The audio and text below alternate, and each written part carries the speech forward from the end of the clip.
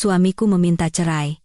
Pada hari sidang di pengadilan, putriku yang berusia 7 tahun bertanya kepada hakim, "Bapak Hakim, bolehkah saya menunjukkan sebuah rahasia yang tidak diketahui oleh ibu saya?" Hakim itu mengangguk.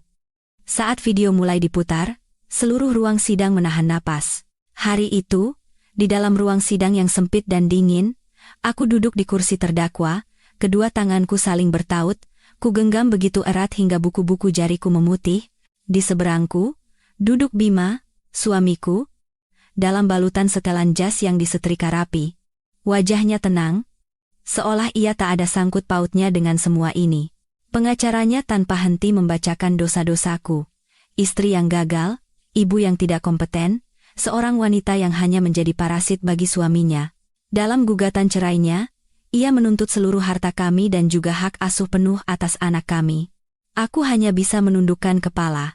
Setiap kata yang keluar dari mulut pengacaranya terasa bagaikan pisau tumpul yang perlahan mengiris dagingku. Tepat saat hakim hendak mengetukkan palunya, sebuah suara anak kecil yang bergetar terdengar dari arah pintu. "Bapak Hakim, bolehkah saya menunjukkan sebuah rahasia yang tidak diketahui oleh ibu saya?"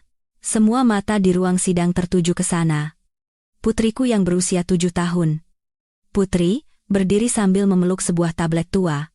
Salah satu sudut layarnya retak seperti sarang laba-laba. Dengan mata hitamnya yang jernih, ia menatap lurus ke kursi tertinggi tempat hakim duduk. Jantungku serasa jatuh ke perut. Itu adalah pertama kalinya aku melihat putriku menunjukkan keberanian seperti itu, dan pada saat itu juga, aku sadar. Mungkin hidupku tidaklah segagal yang Bima katakan, setidaknya, aku telah membesarkan seorang anak yang tahu cara membedakan mana yang benar dan mana yang salah. Namun, untuk menceritakan bagaimana kami bisa sampai di jalan buntu ini, kita harus kembali ke suatu pagi beberapa bulan yang lalu, saat semuanya masih tampak damai. Pagi itu di sebuah rumah 3 lantai di salah satu sudut Jakarta Selatan, tempat yang kupercaya akan menjadi persinggahan terakhirku seumur hidup. Pagi itu tak ada bedanya dengan pagi-pagi lainnya. Aku bangun saat langit masih temaram sebelum fajar, mengenakan kardigan tipis, lalu turun ke dapur untuk menyiapkan sarapan. Suara air mendidih di teko, aroma bawang goreng untuk taburan bubur ayam, berbaur dengan deru mesin cuci dari beranda. Aku terbiasa hidup dalam senyap, berjalan tanpa suara, berbicara dengan lirih, melakukan segalanya seperti bayangan bahkan di rumahku sendiri. Semua itu agar tidak mengganggu Bima yang sedang beristirahat. "Kopi ini kenapa rasanya begini?" Itu adalah kalimat yang selalu ia ucapkan dengan penekanan di setiap katanya setiap kali suasana hatinya sedang buruk. Sebelum pukul 7 pagi, suara langkah kakinya sudah terdengar menuruni tangga. Ia mengenakan kemeja putih, dasi terpasang rapi, dan rambutnya tersisir klimis, aroma parfum mahalnya menguar samar. Begitu duduk di meja makan, ia langsung mengerutkan kening. Setelah menyesap seteguk kopi yang kubuat, ia berkata dengan dingin. Aku terkejut dan buru-buru menunduk. "Maaf, mungkin kopinya terlalu banyak. Aku buatkan lagi, ya." "Tidak usah." Ia mendorong cangkir kopi itu menjauh, seolah sedang menyingkirkan keberadaanku juga. Sudah sangat lama sarapan kami berlangsung tanpa percakapan. Tatapan hangat dan senyuman juga sudah lama sirna. Aku masih ingat kata-katanya di masa-masa awal pernikahan kami, saat ia duduk di meja makan ini sambil menggenggam tanganku. "Dewi, kamu di rumah saja? Istirahat. Biar aku yang cari nafkah." Saat itu, dengan naifnya aku percaya bahwa kata-kata itu adalah janji kebahagiaan. Baru belakangan aku sadar, itu tak ubahnya sebuah vonis agar aku melepaskan karierku, penghasilanku, dan diriku sendiri. "Putri belum bangun?" tanyanya, matanya masih terpaku pada ponsel pintarnya. "Sudah, lagi mandi. Hari ini, bisakah kamu yang antar Putri ke sekolah?" Dengan enggan, ia hanya bergumam. Beberapa saat kemudian, Putri berlari menuruni tangga dengan tas punggung di bahunya, rambut dikuncir 2, dan mengenakan seragam SD yang rapi. Ia memeluk leherku dan berceloteh, "Ibu, aku berangkat, ya? Hari ini di pelajaran seni, aku mau gambar rumah kita yang paling cantik." Aku tersenyum sambil mengelus rambutnya yang lembut. "Rumah kita kan selalu cantik. Soalnya ada Putri di sini." Baru setelah mendengar suara putriku, Bima mengangkat kepala dan memaksakan seulas senyum ramah. "Sini, sayang. Cepat sarapan, nanti berangkat sama ayah. Aku berdiri di samping, memandangi ayah dan anak itu. Sepotong hatiku terasa hangat, namun di saat yang sama juga perih. Ia seolah hanya bisa bersikap ramah ketika ada anak kami. Di matanya, aku sudah lama tak ada bedanya dengan kursi atau meja makan di rumah ini. Setelah mereka berdua pergi, rumah yang luas ini tiba-tiba terasa begitu kosong dan asing. Aku membereskan meja, mencuci piring, memasukkan pakaian ke mesin cuci, mengepel lantai, dan menyirami tanaman. Aku melakukan semuanya seperti mesin, sambil memendam satu harapan kecil.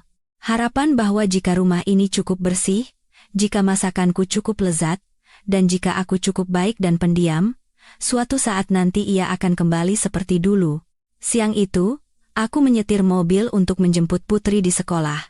Begitu masuk ke mobil, ia langsung berceloteh dengan gembira. "Ibu, tadi aku gambar ibu jadi ibu tercantik di kelas, terus dapat 3 bintang dari bu guru." Aku tertawa. Ibu tercantik di kelas dalam gambaran anakku, seperti apa rupanya? Seorang wanita dengan rambut yang diikat seadanya, tangan yang selalu berbau sabun cuci piring, dan pakaian yang selalu berupa daster longgar. Siapa yang akan menyebutku cantik? Tapi di mata anakku, ibunya adalah yang terbaik. Memikirkan itu saja sudah membuat tenggorokanku tercekat. Saat tiba di gerbang rumah, dan sedang mencari kunci, seorang kurir menghentikan motornya di depan rumah kami dan berseru, "Dengan Ibu Dewi Lestari?" Ada surat tercatat. Aku heran. Aku tidak sedang memesan apapun, dan kerabat jauh juga tidak mungkin mengirim surat. Saat menerima amplop coklat tebal itu, aku merasakan firasat buruk. Di sudut kiri atas amplop, tercetak nama sebuah firma hukum di kawasan SCBD Jakarta. Pasti salah alamat, gumamku pada diri sendiri. Sambil berusaha tersenyum ceria, aku berkata pada Putri, "Sayang, naik ke kamar ganti baju." "Ya, nanti ibu panaskan sup buat Putri." Putri berlari kecil ke lantai 2. Aku duduk sendirian di sofa, dengan tangan gemetar membuka amplop itu. Beberapa lembar kertas putih meluncur keluar. Beberapa kata yang dicetak tebal di baris pertama menusuk mataku. Gugatan perceraian. Aku membeku seketika. Pandanganku terpaku pada baris di bawahnya. Penggugat, Bima Santoso. Tergugat, Dewi Lestari. Dunia seakan berputar. Suara kendaraan di jalanan terdengar menjauh, hanya menyisakan detak jantungku yang berdebar kencang di telinga. Aku membaca baris demi baris. Semakin kubaca, punggungku semakin terasa dingin. Dalam gugatan itu, Bima menuduhku tidak memenuhi kewajiban sebagai istri dan ibu, tidak mampu mengelola keuangan, dan sering menunjukkan sikap emosional yang tidak stabil yang dikhawatirkan dapat berdampak buruk pada perkembangan psikologis anak. Pengacaranya menuntut agar ia mendapatkan hak asuh penuh atas anak kami, serta rumah yang kami tinggali dan seluruh uang di rekening bank atas namanya. Alasannya, semua aset tersebut diperoleh dari penghasilan suami, sementara istri tidak memberikan kontribusi ekonomi apapun. Aku tertawa hampa. Tenggorokanku terasa kering dan sakit. Selama 10 tahun terakhir, memasak, mencuci, merawat anak saat sakit, begadang saat ia pulang mabuk, semua waktu itu, di matanya, bernilai 0. Aku tidak tahu sudah berapa lama aku terduduk di lantai ruang tamu yang dingin. Surat gugatan itu berserakan di sekelilingku. Suara pintu depan terbuka membuatku terkejut dan mengangkat kepala. Bima pulang lebih awal dari biasanya. Ia berdiri di ambang pintu, melihat kertas-kertas yang jatuh di dekat kakiku, tapi sama sekali tidak terkejut. Tatapannya begitu tenang, nyaris kejam. Ini maksudnya apa?" Suaraku keluar dengan serak. Sambil melepas sepatunya dan menggantungkan jasnya, ia berjalan masuk perlahan seolah sedang menceritakan kisah yang sudah dihafalnya. "Kalau sudah kamu baca, harusnya kamu tahu. Aku mau cerai, semuanya sudah kupercayakan pada pengacara, kamu tinggal tanda tangan saja." "Kenapa? Apa salahku?" Ia menoleh ke arahku, sudut bibirnya membentuk senyum dingin. "Kamu itu istri yang gagal dan ibu yang gagal. Rumah berantakan sedikit, anak menangis beberapa kali, kamu langsung marah-marah, menangis, cengeng. Aku sudah lelah dengan wanita yang hanya bisa bergantung padaku sepertimu." Aku menggelengkan kepala. Seolah dengan menggelengkan kepala sekuat tenaga, mimpi buruk ini akan hilang. Aku berhenti kerja atas maumu, membesarkan anak di rumah atas maumu, berhemat sedikit demi sedikit atas maumu, dan sekarang kamu bilang aku jadi beban? Ya, benar. Ia mengangkat bahu. Dan keputusanku sudah bulat. Gugatannya sudah didaftarkan. Ini yang terbaik untuk kita berdua. Tanda tangani saja. Nanti setelah selesai di pengadilan, akan kuberikan sedikit uang pesangon. Pergilah kemanapun kamu mau. Aku menatapnya. Pria yang beberapa tahun lalu berlutut untuk melamarku sepertinya sudah lama mati. Yang berdiri di hadapanku sekarang adalah orang asing yang dingin dan penuh perhitungan. Bahkan pada saat itu, aku tidak pernah membayangkan bahwa ia telah menyiapkan jebakan yang jauh lebih banyak. Dan aku akan didorong ke jalan buntu di pengadilan negeri ini. Tapi aku tidak pernah bermimpi bahwa yang akan menyelamatkanku adalah seorang anak berusia 7 tahun yang bahkan belum lancar membaca, dan sebuah tablet tua dengan layar retak yang selalu dipeluknya setiap malam. Malam itu, setelah mendengar Bima berkata keputusanku sudah bulat, terdengar suara sesuatu yang patah di dalam kepalaku. Itu bukan sekadar pernikahan, itu adalah 10 tahun masa mudaku, 10 tahun kepercayaanku, semua yang pernah kucurahkan untuk satu orang. Aku terduduk lemas di lantai, mendengar suara pintu kamar mandi yang ditutup, suara air mengalir, dan suara ia sedang berbicara di telepon dengan seseorang. Suaranya terdengar pelan dan ceria, seolah tidak tahu bahwa istrinya sedang menangis hanya beberapa meter darinya. Putri sudah tidur lebih awal hari itu. Ia masih memeluk bantal dan bonekanya dengan polos, terhanyut dalam dunianya sendiri. Aku berdiri di ambang pintu kamarnya, memandanginya. Hatiku sakit sekaligus iba. Aku ingin memeluknya erat dan mengatakan bahwa suatu saat nanti, mungkin ibu tidak bisa bersamanya lagi, tapi tenggorokanku tercekat, tak ada kata yang bisa keluar. Malam itu aku tidak bisa tidur. Aku duduk di sofa, membentangkan surat gugatan cerai di atas meja, membacanya berulang kali seolah sedang menyiksa diriku sendiri. Setiap kali membacanya, luka baru terungkap. Kata-kata seperti tidak stabil secara emosional, tidak mampu mengasuh, risiko bagi perkembangan psikologis anak membuatku bergidik. Aku teringat bagaimana aku menggendongnya setiap kali ia demam, bagaimana aku mondar-mandir semalaman sambil memeluknya saat ia batuk, bagaimana kami berdua duduk melipat pesawat kertas di suatu sore yang hujan dan ia tertawa riang. Dan sekarang, semua itu diputarbalikkan menjadi risiko dan ancaman. Menjelang fajar, aku baru bisa memejamkan mata. Saat kubuka mata, sinar matahari sudah memenuhi ruangan. Tiba-tiba aku tersadar. Jika aku diam saja, ia akan merebut Putri dan juga rumah ini. Aku tidak bisa hanya duduk dan menangis. Aku harus mencari cara untuk melawan, sekecil apapun kemungkinannya. Aku mengobrak-abrik laci dan menemukan dompet kulit tua. Kuhitung beberapa lembar uang yang tersisa. Selama beberapa tahun terakhir, Bima hanya memberiku uang belanja bulanan secukupnya, dan mencatat setiap pengeluaran dengan teliti. Aku tidak punya penghasilan maupun tabungan darurat. Satu-satunya harapanku adalah rekening bank atas nama bersama kami, yang pernah ia katakan untuk disimpan sebagai dana darurat. Aku membuka ponsel dan masuk ke aplikasi mobile banking. Saat saldo muncul di layar, tanganku langsung terasa dingin. Angka 00 terlihat dengan jelas. Tak percaya? Aku memeriksa riwayat transaksi. Selama beberapa bulan terakhir, ia secara diam-diam dan rutin mentransfer sejumlah besar uang ke rekening lain. Transaksi terakhir terjadi 3 hari yang lalu, sisa uang terakhir pun telah ditarik. Sebelum melayangkan gugatan cerai, ia sudah memblokir semua jalan keluarku. Aku menangis terseduh-seduh di siang bolong. Ponsel terlepas dari tanganku dan jatuh ke lantai.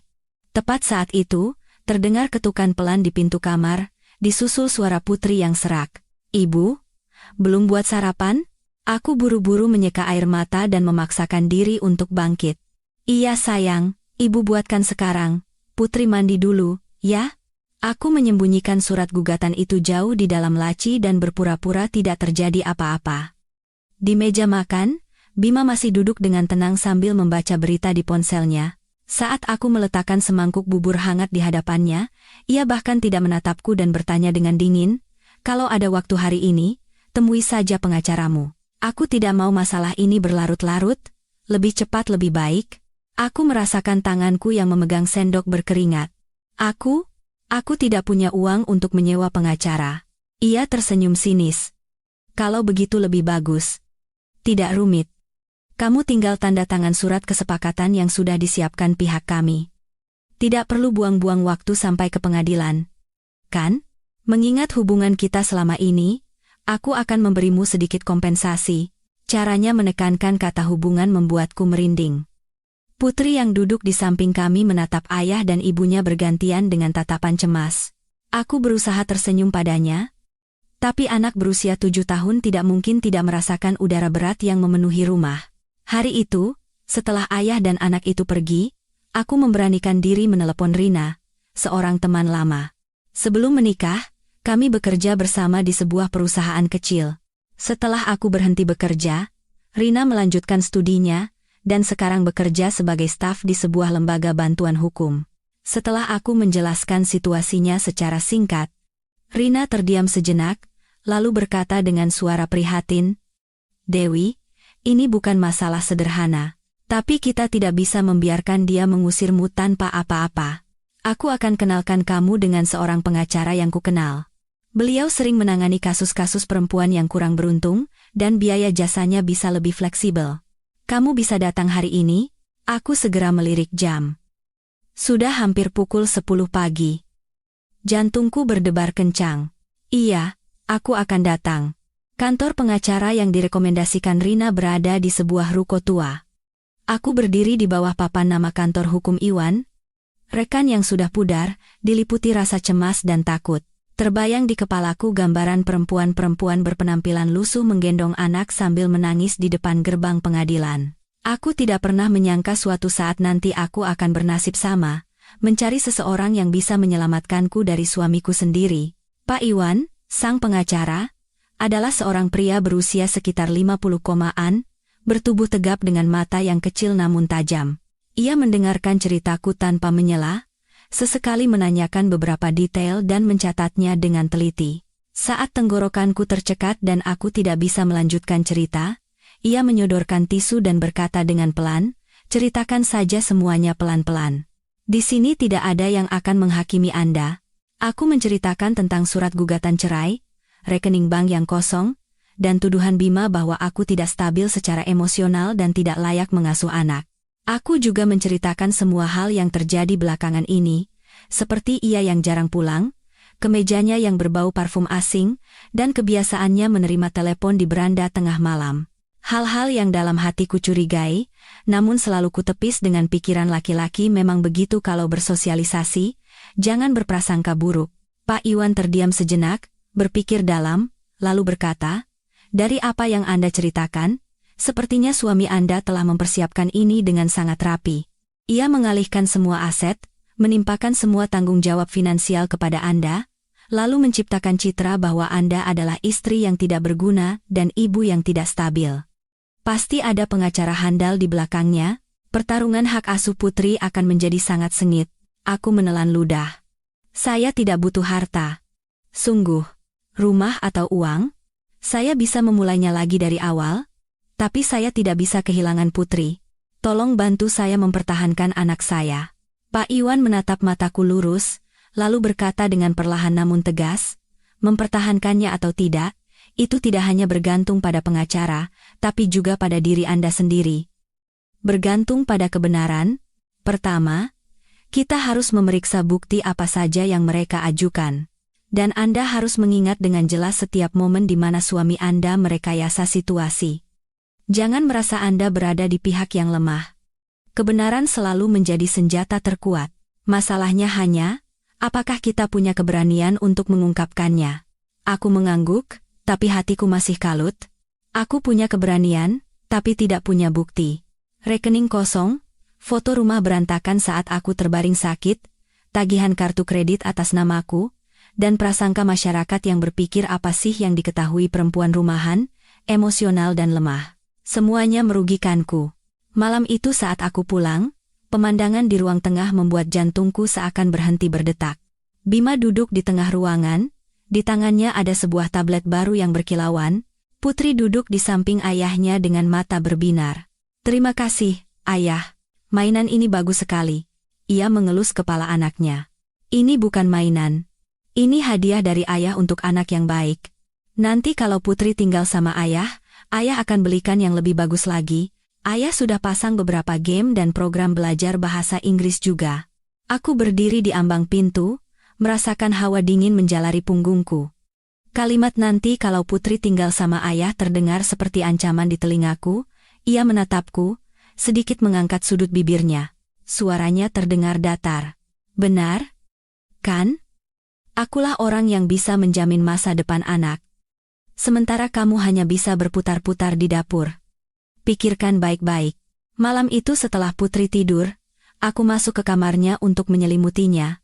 Lampu tidur berwarna kuning pucat, menerangi wajahnya yang bulat. Begitu damai hingga membuat hatiku perih. Saat membungkuk, aku tak sengaja melihat ada yang mengganjal di bawah bantalnya. Perlahan kuangkat, dan betapa terkejutnya aku menemukan tablet tua dengan layar retak yang kukira sudah dibuang setelah ia mendapatkan yang baru. Putri memeluknya erat seolah itu adalah benda rahasia. Aku tidak ingin membangunkannya, jadi aku hanya mengelus tangannya lembut. Sebuah pikiran samar melintas di benakku. Kenapa ia tetap memilih yang lama ini, padahal yang baru lebih bagus dan lebih cepat? Tapi rasa lelah segera menyerangku. Aku menghela napas dan mendorong kembali tablet itu ke bawah bantalnya. Saat itu aku tidak tahu bahwa di dalam tablet tua dengan layar retak yang kuanggap rongsokan itu, tersimpan sebuah video yang diam-diam direkam oleh Putri. Sebuah video yang akan membalikkan seluruh jalannya persidangan dan mengungkap wajah asli Bima serta wanita yang bersembunyi di belakangnya. Dan akhirnya, pada hari persidangan, putri kecilku itu akan berkata di hadapan hakim, "Bapak Hakim, bolehkah saya menunjukkan sebuah rahasia yang tidak diketahui oleh ibu saya?" Dan membuat seluruh ruang sidang terdiam. Beberapa hari berikutnya terasa seperti berjalan dalam kabut. Meskipun tinggal di rumah sendiri, aku selalu merasa seperti berjalan di atas lapisan es tipis. Salah satu langkah saja, aku bisa jatuh ke jurang. Bima masih bersikap seolah tidak terjadi apa-apa, pergi pagi dan pulang malam, sesekali membelikan barang-barang baru untuk Putri. Anakku senang, tapi juga bingung. Melihatnya, hatiku teriris. Aku tahu ia sedang perlahan-lahan menarik anak kami ke pihaknya dengan uang, hadiah, dan kata-kata manis yang disengaja. Setiap hari, selagi Putri di sekolah, aku pergi ke kantor Pak Iwan untuk melengkapi kesaksian dan memeriksa setiap detail dari gugatan pihak Bima. Semakin kubaca, semakin aku merinding. Mereka telah membentuk citra diriku sebagai wanita yang labil, mudah marah, dan tidak bisa mengendalikan emosi. Seorang ibu yang jorok dan tidak bertanggung jawab. Foto dapur yang berantakan saat aku terbaring sakit karena demam tinggi pun diajukan sebagai bukti. Pak Iwan menunjuk satu persatu dokumen itu dan berkata, "Semua ini adalah klaim sepihak. Jika kita tidak bisa membantahnya dengan baik, posisi Anda akan sangat sulit." Pengadilan biasanya cenderung memprioritaskan pihak yang memiliki penghasilan stabil dan citra yang aman. Di persidangan nanti, Anda harus menjaga ketenangan semaksimal mungkin. Mendengar itu, dadaku berdebar kencang. Membayangkan berdiri di kursi terdakwa dan berhadapan dengan Bima saja sudah membuatku sesak napas. Aku takut tidak bisa menahan emosi dan menangis, takut mereka akan memanfaatkan kelemahanku untuk menimpakan kesalahan padaku. Setiap malam aku tidak bisa tidur nyenyak. Aku menoleh ke arah Putri yang tidur pulas di sampingku dan berpikir, bagaimana jika aku benar-benar kalah? Bagaimana jika suatu saat nanti aku hanya bisa bertemu anakku di akhir pekan, atau bahkan harus menyaksikan ia tumbuh di rumah ayahnya yang telah menipu keluarganya? Ketakutan itu begitu berat hingga aku harus menggigit lenganku beberapa kali agar tetap waras. Suatu malam, Bima pulang sangat larut. Pakaiannya lagi-lagi tercium samar aroma parfum asing. Aku sedang mencuci piring di dapur, mendengar suara pintu terbuka tapi tidak menoleh. "Mau makan sesuatu? Nasi kuangatkan?" "Tidak perlu," jawabnya dingin. Ia melewatiku seolah aku adalah udara. Beberapa saat kemudian, terdengar suaranya sedang menelepon di beranda. Suara yang pelan dan ramah, yang sudah sangat lama tidak ia tunjukkan padaku. Jantungku terasa sesak. Aku tidak ingin menguping, tapi beberapa patah kata yang sampai ke telingaku sudah cukup untuk mengguncang hatiku. "Iya, aku tahu. Tinggal selesaikan urusan ini saja, semuanya berjalan lancar." Aku berdiri di dapur dengan tangan gemetar. Aku tahu persis urusan apa yang ia maksud. Selama pernikahan kami, ia tidak hanya mempersiapkan perceraian, tapi juga jalan keluar untuk dirinya sendiri. Malam itu, Putri datang ke kamarku sambil membawa bantalnya. Ia naik ke tempat tidur, berbaring menghadapku, dan bertanya dengan hati-hati, "Ibu, nanti ibu masih akan tinggal sama aku, kan?" Aku terkejut, jantungku serasa berhenti berdetak. "Kenapa tanya begitu, sayang?" Anakku ragu-ragu. "Ayah bilang, kalau tinggal sama ayah, nanti kita bisa jalan-jalan dan dibelikan banyak barang bagus." Tapi aku tidak tahu apa ibu juga ikut. Rasanya seperti ada yang meremas jantungku. Aku menahan air mata sekuat tenaga sambil mengelus punggungnya. Dimanapun Putri berada, ibu akan ada di sana. Ibu tidak akan meninggalkan Putri. Putri terdiam sejenak, lalu berbisik, "Tapi ayah bilang, ibu sering sedih dan menangis. Jadi kalau aku tinggal sama ayah, ibu tidak akan terlalu capek." Aku memejamkan mata erat-erat. Ia telah mengatakan hal seperti itu pada anakku. Secara tidak langsung, ia menanamkan pemikiran di benak Putri bahwa meninggalkan ibu adalah demi kebaikan sang ibu. Bagaimana anak berusia 7 tahun bisa membedakan mana yang benar dan mana yang bujukan licik? Aku memeluknya lebih erat. Ibu sedih karena takut kehilangan Putri. Tapi selama Putri ada di samping ibu tidak akan sedih lagi. Putri hanya mengangguk pelan tanpa menjawab. Mungkin hatinya juga serumit benang kusut.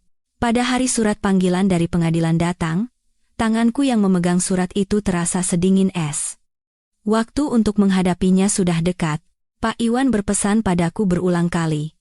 "Makanlah dengan baik, jangan terlihat terlalu kuyu. Di pengadilan, jangan pernah berteriak atau menangis. Jawab saja inti pertanyaannya." Tapi saat pulang dan melihat Bima dengan santainya menonton TV, seolah hari persidangan hanyalah hari pertemuan orang tua murid biasa, aku tidak bisa menahan amarah. Untuk pertama kalinya dalam beberapa tahun, aku bertanya langsung padanya. "Apa kamu benar-benar harus merebut Putri dariku?" Ia menoleh padaku. Tatapannya sedingin es. "Bukan merebut, tapi mengambil kembali. Kamu tidak pantas mengasuh anak. Setelah mengambil semua uangku, mengambil rumah, sekarang kamu bilang aku tidak pantas?" Aku tertawa hampa bercampur air mata. Ia tidak menjawab. Ia bangkit dan merapikan kerah kemejanya. Biar pengadilan yang memutuskan. Bicara pun tidak ada gunanya. Malam itu, aku masuk lagi ke kamar Putri. Ia sudah tertidur, masih memeluk bantalnya. Di bawah bantal, terlihat sudut tablet tua dengan layar retak itu. Aku memandanginya cukup lama. Perasaan aneh dan samar melintas di hatiku. Tablet itu adalah barang bekas murah yang kubelikan untuknya belajar menggambar dan membaca. Setelah Bima membelikan yang baru, kukira ia sudah membuangnya, ternyata tidak. Setiap malam, ia menyembunyikannya di bawah bantal. Aku mengulurkan tangan dan menyentuh tablet itu dengan ringan. Tepat saat itu, Putri menggeliat, sedikit membuka matanya dan berbisik, "Ibu, ini punyaku. Jangan diambil." Aku terkejut. "Ibu takut kamu terluka kalau jatuh dan pecah." Putri memeluk tablet itu lebih erat dan berkata dengan suara kecil, "Aku simpan baik-baik, jangan tanya, ya." Jarang sekali anak berusia 7 tahun berkata jangan tanya. Kukira ia takut aku akan memarahinya karena menyimpan barang lama, jadi aku tidak bertanya lebih jauh. Aku kembali menyelimutinya dan keluar dari kamar dengan perasaan berat dan gamang. Semakin dekat hari persidangan, udara di rumah semakin tegang seperti busur panah yang ditarik kencang. Bima hampir tidak pernah berbicara denganku dan terus-menerus membelikan hadiah untuk Putri. Anakku menerima hadiah itu, tapi tawanya berkurang dari biasanya. Sesekali ia menoleh padaku seolah ingin bertanya sesuatu, tapi kemudian mengurungkannya. Suatu sore, anakku merasa tidak enak badan, jadi aku menjemputnya lebih awal. Tepat saat tiba di rumah, aku melihat seorang wanita berpakaian rapi sedang berbicara dengan Bima di depan pintu. Melihatku, wanita itu sedikit terkejut, tapi kemudian tersenyum ramah. "Ibu Dewi ya?" Aku mengangguk. Hatiku terasa dingin. Tatapan wanita itu sama sekali tidak menunjukkan keterkejutan orang yang tak sengaja bertemu. Tatapannya tenang. Bahkan ada sedikit rasa superioritas, Saya teman Bima, tadi mampir sebentar ada urusan. Ia berkata begitu, lalu menoleh ke arah Bima. Kalau begitu saya permisi dulu. Bima tidak mengantarnya, hanya memandangi kepergiannya. Setelah wanita itu hilang dari pandangan, aku masih termangu di depan pintu. Ia menoleh dan mengerutkan kening. Kenapa berdiri menghalangi jalan? Siapa dia? Ia mencibir. Bukan urusanmu. Kata-kata itu seperti belati yang menusuk jantungku.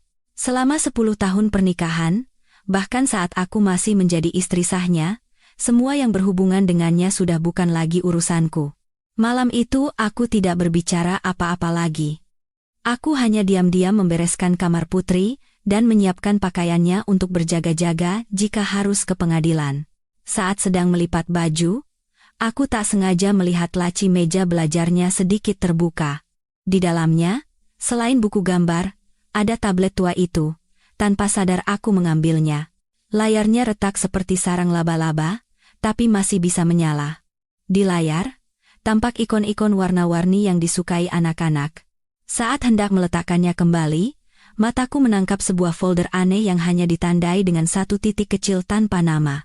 Aku ragu sejenak. Jantungku berdebar anehnya lebih kencang. Lalu aku menekannya. Di dalamnya ada sebuah klip video pendek. Tanggalnya tercatat hampir 2 bulan yang lalu. Thumbnail video itu tampak samar. Sudut pandangnya rendah, seperti direkam dari belakang sesuatu. Tepat saat itu aku merinding. Entah kenapa, aku punya firasat bahwa di dalam tablet tua dengan layar retak ini, tersembunyi sesuatu yang sangat penting, sesuatu yang bahkan aku sebagai ibunya sama sekali tidak tahu. Tapi sebelum sempat membukanya, sebuah suara kecil terdengar dari belakangku. Ibu, aku terperanjat dan menoleh. Putri berdiri di ambang pintu, menatapku dan tablet di tanganku dengan mata yang dipenuhi campuran rasa takut dan cemas. Aku terlonjak kaget dan menoleh. Putri berdiri di ambang pintu, berpegangan pada kusen kayu. Kedua matanya yang bulat tertuju padaku dan tablet di tanganku, dan di matanya ada ketakutan yang belum pernah kulihat sebelumnya darinya. Seketika jantungku berdebar kencang, seolah aku baru saja menyentuh area terlarang yang mati-matian ia sembunyikan. Ibu cuma lihat sebentar, kok. Kenapa kamu takut sekali? Aku merendahkan suaraku, berusaha setenang mungkin. Putri menggelengkan kepala. Matanya berkaca-kaca. Ibu, jangan dibuka. Itu bukan direkam untuk dilihat ibu. Aku mendekatinya, meletakkan tablet itu di atas meja, dan berlutut agar sejajar dengan matanya, dengan kedua tangan. Aku memegang bahu kecilnya dengan lembut. Coba katakan pada ibu. Ada apa di dalam sini sampai Putri jadi cemas begini? Apa ayah yang suruh sembunyikan? Anakku menggigit bibirnya erat-erat. Aku bisa merasakan bahunya bergetar halus. Setelah beberapa saat, Putri berbisik dengan suara yang nyaris tak terdengar. Bukan ayah. Aku yang rekam diam-diam. Rekam diam-diam? Aku membeku. Putri mengangguk sambil menangis. Waktu itu aku tidak bisa tidur, jadi aku cari ayah. Ayah lagi bicara sama seorang tante di ruang tamu. Aku dengar namaku disebut, jadi aku takut dan bersembunyi di belakang sofa. Setiap kata yang diucapkannya seperti jarum yang menusuk jantungku. Aku nyaris tidak bisa bernapas dan bertanya pelan, "Tante itu, apa orang yang sama dengan yang ibu lihat di depan pintu beberapa hari yang lalu?" Putri mengangguk lagi. Pipinya sudah basah oleh air mata. Tante itu senyum sama ayah. Ayah juga pegang tangannya. Ayah bilang setelah cerai, aku harus tinggal sama ayah supaya rencananya berjalan lancar. Tante itu bilang akan membawaku ke rumah yang besar. Dan ibu, suara anakku tercekat, ia tidak bisa melanjutkan. Rasanya seperti ada yang menindih dadaku hingga aku tidak bisa bernapas. Ini bukan hanya perselingkuhan, ia bahkan berencana menggunakan putrinya yang berusia 7 tahun sebagai pion dalam permainan kotornya. Aku memeluk Putri erat-erat. Di dalam pelukanku, ia menangis terseduh-seduh. Aku pun ikut menangis. Air mataku membasahi bajunya. Tapi air mataku kali ini bukan lagi karena merasa teraniaya atau lemah. Ini adalah kepedihan seorang ibu untuk anaknya yang di usia begitu muda harus melihat apa yang tidak seharusnya ia lihat dan mendengar apa yang tidak seharusnya ia dengar. Jadi, Apa yang kamu rekam? Tanyaku sangat pelan. Aku takut jika suaraku sedikit saja meninggi, ia akan kembali ketakutan. Putri ragu-ragu, lalu mengusap matanya dan berkata lirih. Ayah bilang ke tante itu, nanti di pengadilan, dia akan bilang kalau ibu sering memukul dan membentak aku, kalau ibu tidak normal, supaya aku bisa tinggal sama ayah. Aku terpaku. Aku tidak pernah sekalipun memukul anakku. Aku pernah memarahinya dengan tegas saat ia nakal, atau meninggikan suara saat ia malas belajar. Tapi di mulutnya, semua itu berubah menjadi kekerasan yang bertujuan untuk mencabut hakku sebagai seorang ibu. Apa kamu yakin mendengar seperti itu? Tanyaku dengan suara bergetar. Putri mengangguk cepat. Aku takut sekali. Aku tidak berani bilang ke ibu. Aku takut ayah tahu dan mengambil tablet ini, jadi aku sembunyikan di bawah bantal. Aku menggenggam tangannya erat. Hanya satu pikiran yang berputar di kepalaku.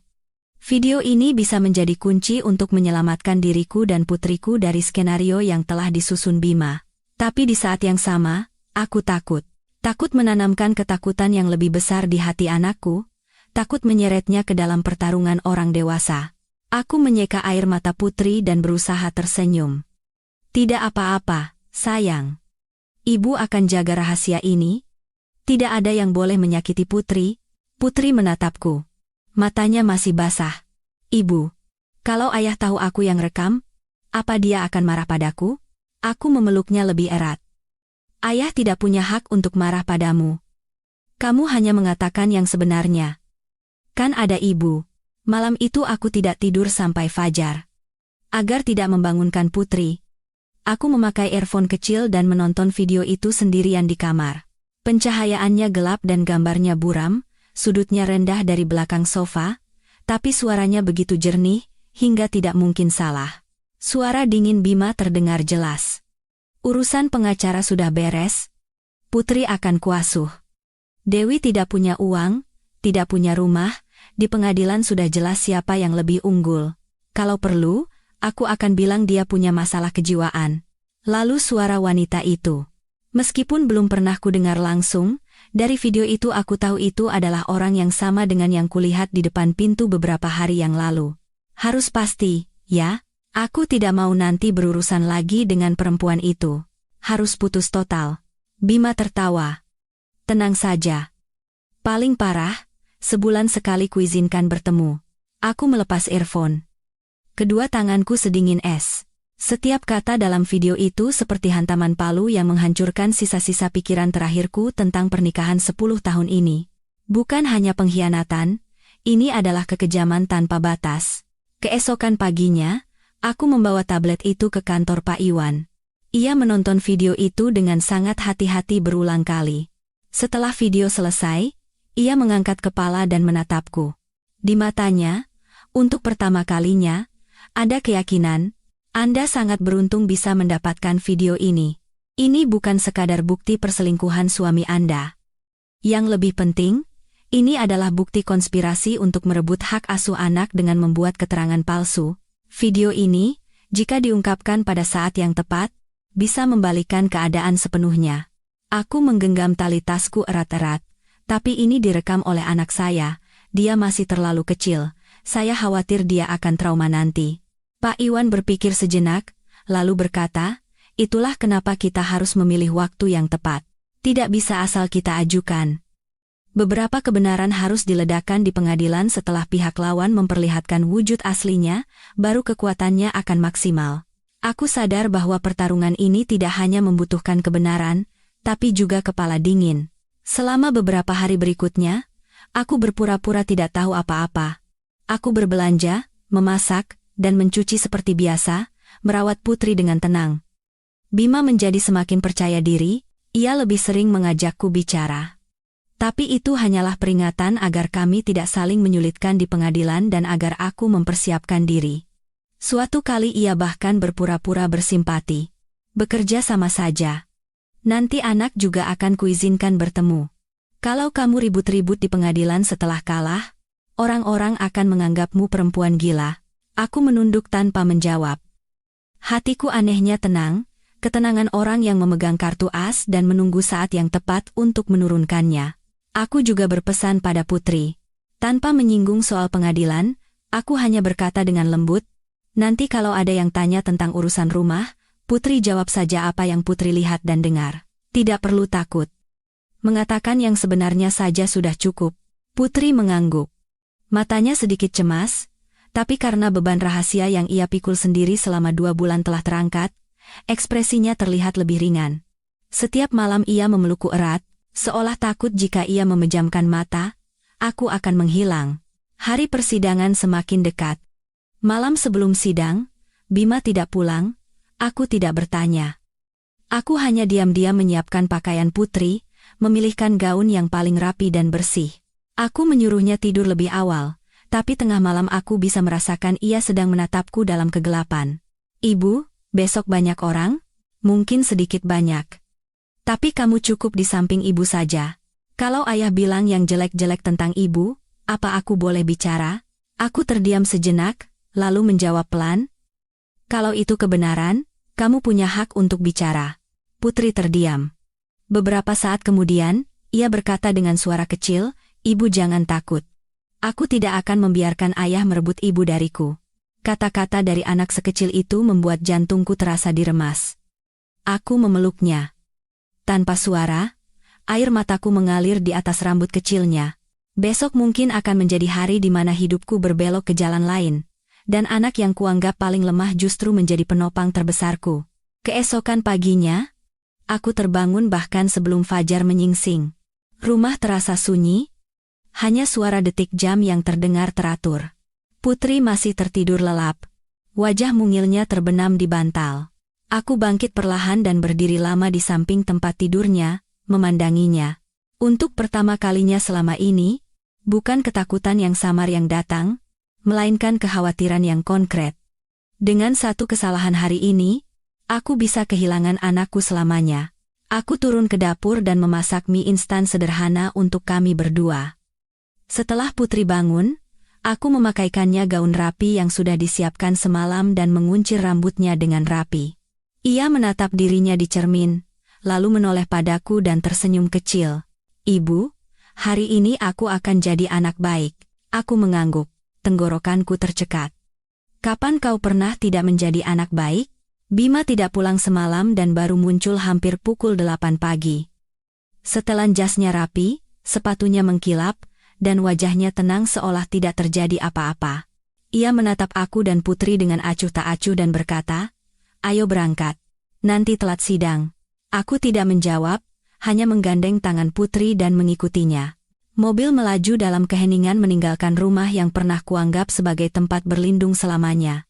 Jalanan yang familiar terasa begitu asing.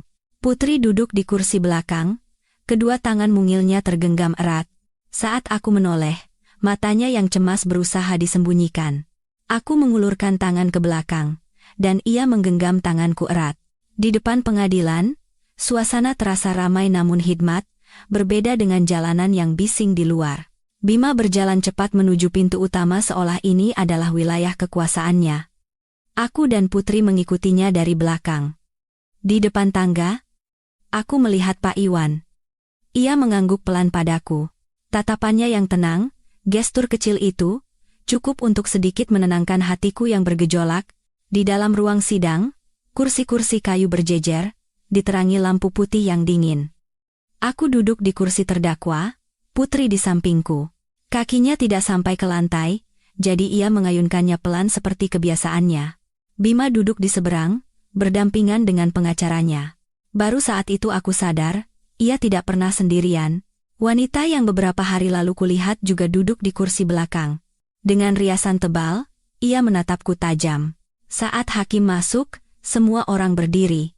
Aku bisa merasakan jantungku berdebar kencang di dalam dada. Sidang dimulai.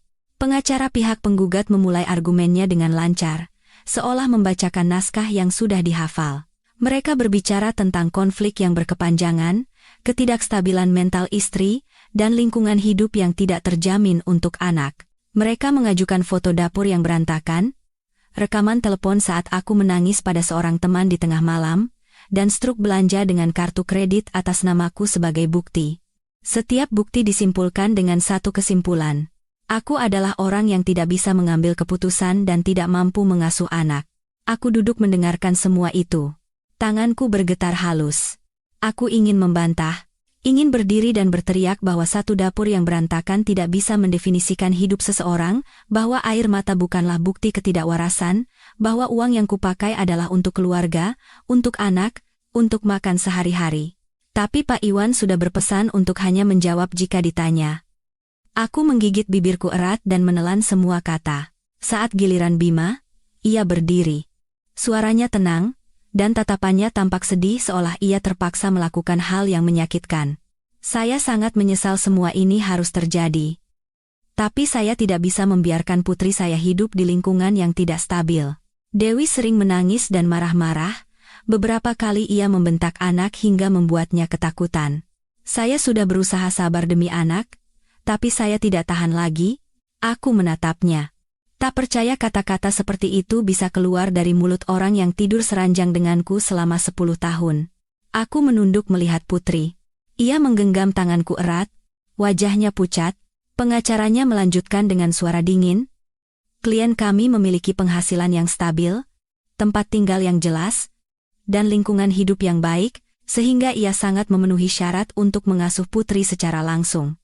Sebaliknya, pihak tergugat tidak memiliki pekerjaan maupun aset pribadi. Demi menjamin masa depan terbaik bagi anak, kami memohon agar pengadilan memberikan hak asuh kepada ayahnya. Kata-kata tidak punya pekerjaan, tidak punya aset terdengar seperti paku yang menancap di takdirku. Saat giliranku tiba, hakim menatapku dan bertanya perlahan, "Tergugat, apakah Anda memiliki tanggapan atas klaim pihak penggugat?" Aku berdiri. Rasanya kakiku lemas. Aku tahu aku tidak boleh menangis, tidak boleh gemetar. Aku mengambil napas dalam-dalam dan berusaha menjaga suaraku senormal mungkin. "Yang mulia, memang benar saat ini saya tidak memiliki penghasilan. Itu karena di masa lalu saya mengikuti keinginan suami untuk merawat anak di rumah. Memang benar juga saya sering menangis dan merasa tertekan karena pernikahan ini, tapi saya tidak pernah sekalipun memukul atau menelantarkan anak saya. Selama 7 tahun terakhir, seluruh waktu saya hanya untuk merawat putri." Pengacara lawan langsung membantah.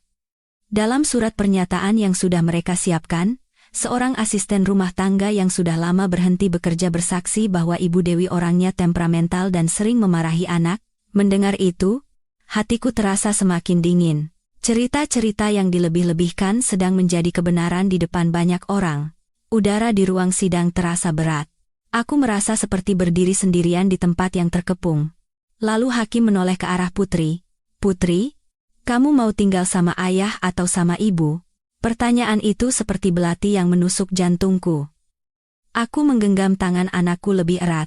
Aku takut ia akan gemetar, takut ia akan menangis, takut ia akan mengulangi kata-kata yang selama ini ditanamkan Bima di benaknya. Putri menunduk sambil memainkan kedua tangannya. Ia tidak langsung menjawab. Ruang sidang hening, hanya terdengar derit kursi kayu. Bima menatap anaknya, tatapannya mengandung penantian dan tekanan yang tak terlihat. Setelah beberapa saat, putri mengangkat kepalanya pelan. Suaranya bergetar. Saya mau tinggal sama ibu." Mendengar itu, aku nyaris menangis. Tapi pengacara Bima langsung berdiri. "Yang mulia, anak berusia 7 tahun mudah dipengaruhi oleh emosi sesaat.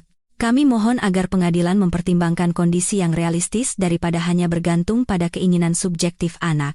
Bima juga berkata dengan suara yang anehnya lembut, "Putri, coba pikir lagi, kalau sama ayah, kamu bisa belajar di lingkungan yang lebih baik, punya rumah yang lebih besar, kamar sendiri, mainan juga lebih banyak. Kalau sama ibu, nanti kamu akan susah." Putri menatapnya. Matanya berkaca-kaca. Bibirnya bergerak seolah ingin mengatakan sesuatu, tapi kemudian berhenti. Aku bisa merasakan dengan jelas konflik yang terjadi di dalam hatinya. Hakim mengangguk pelan dan mencatat sesuatu. Sidang diskors selama 15 menit. Aku ditarik oleh Pak Iwan ke sudut. Dengan suara mendesak namun tetap tenang, ia berbisik, "Pihak lawan sangat siap. Hanya mengandalkan kesaksian dan keinginan putri, situasinya masih sangat tidak menguntungkan. Kita harus bersiap untuk kemungkinan terburuk." Aku menatapnya. Jantungku terasa sesak. Apakah itu artinya aku bisa kehilangan anakku? Pak Iwan tidak menjawab langsung, tapi tatapannya mengatakan bahwa kemungkinan itu ada. Putri merapat ke sisiku, diam-diam melingkarkan lengannya di tanganku. Saat aku menatapnya, ia menggigit bibirnya seolah menahan tangis. Tepat saat itu, Putri menarik tanganku sedikit dan berbisik sangat pelan, hanya agar aku yang mendengar. Ibu, aku punya satu rahasia. Aku mau bilang ke Bapak Hakim. Jantungku berdebar. Aku menatap matanya dalam-dalam. Di dalam tatapan anak kecil itu, selain ketakutan, ada sebuah tekad kecil yang menyakitkan. Bolehkah aku bicara? Putri bertanya lagi dengan suara bergetar. Tenggorokanku tercekat. Aku mengangguk pelan sambil mengelus kepalanya. Kalau itu kebenaran, kamu punya hak untuk bicara. Tepat saat itu aku tahu. Pintu terakhir kami akan dibuka oleh tangan anak berusia 7 tahun ini. Saat bel tanda skors berakhir berbunyi, semua orang di ruang sidang kembali ke tempat duduk masing-masing. Aku membawa Putri kembali ke kursi terdakwa. Telapak tangannya terasa dingin, aku membungkuk dan berbisik di telinganya. Putri, cukup katakan apa yang kamu lihat dan dengar. Tidak ada yang berhak menyalahkanmu. Putri mengangguk sangat pelan. Tatapannya takut, namun juga tegas, seolah di usianya yang masih belia, ia telah memilih jalannya sendiri. Hakim duduk di kursinya, membolak-balik berkas, lalu berkata dengan suara hikmat, sidang dilanjutkan. Sebelum pembacaan putusan akhir, pengadilan ingin mendengar pendapat tambahan dari saksi Putri Lestari. Seluruh ruang sidang menahan napas. Aku bisa merasakan jantungku berdebar kencang di dalam dada. Bima memutar tubuhnya sepenuhnya untuk menatap anaknya. Di matanya, tersirat ketegangan yang belum pernah ada sebelumnya. Putri berdiri. Di dalam ruang sidang yang luas, ia tampak begitu kecil. Ia menggenggam ujung gaunnya erat, bahunya bergetar halus.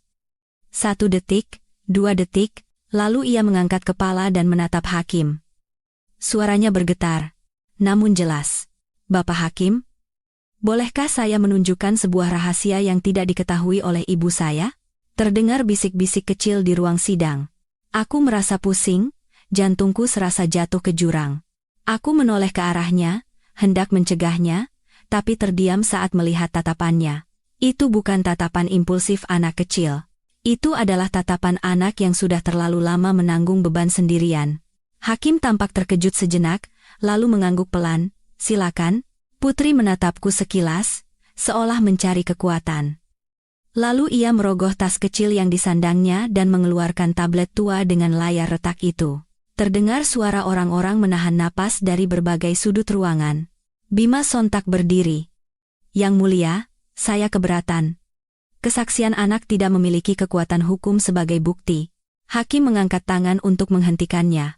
Harap tenang. Biar pengadilan yang menilai. Silakan lanjutkan. Putri melangkah maju dengan langkah kecil. Pak Iwan juga bangkit dan menghampirinya, mengambil tablet itu dan menyambungkannya ke sistem video pengadilan. Aku duduk di tempatku, menggenggam kedua tanganku erat. Kuku-kukuku menusuk daging, tapi aku tidak merasakan apa-apa. Layar besar di atas menyala. Gambar di video itu remang-remang dan sedikit berbintik. Sudutnya rendah, setinggi sofa di sudut ruang tamu. Lalu suara Bima terdengar, dingin dan jernih. Urusan pengacara sudah beres. Putri akan kuasuh. Dewi tidak punya uang, tidak punya rumah. Di pengadilan sudah jelas siapa yang lebih unggul. Kalau perlu, aku akan bilang dia punya masalah kejiwaan. Keheningan yang dingin menyebar di ruang sidang. Aku bisa mendengar napasku sendiri yang terengah-engah. Disusul suara tajam wanita itu. Harus pasti, ya. Aku tidak mau nanti berurusan lagi dengan perempuan itu, harus putus total. Beberapa saat kemudian, suara Bima terdengar diiringi tawa kecil. Tenang saja. Paling parah, sebulan sekali kuizinkan bertemu. Video berhenti di situ. Ruang sidang diliputi keheningan yang menyesakan. Aku menoleh ke arah Bima. Wajahnya pucat pasi, bibirnya terkatup rapat, di matanya terlukis keterkejutan yang belum pernah kulihat sebelumnya. Wanita yang duduk di belakangnya juga syok, wajahnya berubah warna. Hakim perlahan menatap ke arah kami. Suaranya jauh lebih tegas dari sebelumnya. Penggugat, bagaimana Anda menjelaskan isi video ini? Bima berdiri. Tangannya yang diletakkan di atas meja bergetar halus. Ia berusaha mengembalikan ketenangannya. Yang mulia, itu hanya percakapan pribadi yang diedit, tidak memiliki kekuatan hukum. Pak Iwan segera membantah dengan suara tegas. Yang mulia, video tersebut memiliki catatan tanggal dan waktu yang jelas, dan tidak ada jejak pengeditan. Isinya secara gamblang menunjukkan niat untuk merebut hak asuh dengan membuat keterangan palsu mengenai kondisi mental tergugat, sekaligus menjadi bukti adanya hubungan perselingkuhan penggugat. Hakim memerintahkan bagian teknis untuk segera memverifikasi keaslian video tersebut. Selama menunggu, ruang sidang masih diselimuti ketegangan. Putri kembali ke tempat duduknya dan menggenggam tanganku erat. Aku membungkuk dan berbisik di telinganya. Putri hebat sekali. Putri hanya menggeleng pelan tanpa berkata apa-apa. Seolah ia tidak mengharapkan pujian, hanya ingin semua ini cepat berakhir. Beberapa menit kemudian, hasil verifikasi diserahkan. Hakim mengangguk. Tatapannya menajam saat menatap Bima. Video telah dipastikan tidak dimanipulasi, dan isinya secara jelas menunjukkan niat menipu dalam sengketa hak asuh anak. Bima menunduk menatap meja, tidak bisa berkata apa-apa lagi. Kepercayaan diri dan arogansinya di awal tadi runtuh seketika. Pengacaranya berusaha menyelamatkan situasi dengan kembali mengungkit kondisi ekonomi, tapi sekarang kata-kata apapun terdengar canggung dan kehilangan kekuatan. Karena yang dipertanyakan di pengadilan bukanlah uang atau rumah, melainkan kelayakannya sebagai seorang ayah. Hakim menoleh padaku. Tergugat? Apakah ada yang ingin Anda sampaikan? Aku berdiri. Kali ini, untuk pertama kalinya, aku tidak gemetar. Suaraku masih serak, tapi aku bisa menopang diriku sendiri. Yang mulia, saya tidak punya uang maupun rumah atas nama saya. Tapi saya tidak pernah merencanakan konspirasi untuk merebut hak suami saya sebagai seorang ayah. Saya juga tidak pernah berniat membuat anak saya memilih antara ayah dan ibunya. Video itu bukan hanya bukti penipuan, tapi juga menunjukkan betapa banyak hal di luar usianya yang harus ditanggung oleh anak saya. Aku menoleh ke arah Putri. Ia menunduk, bahu kecilnya bergetar halus. Air mataku mengalir, tapi aku menggigit bibirku erat agar tidak menangis terseduh-seduh. Saya hanya memohon satu hal kepada pengadilan.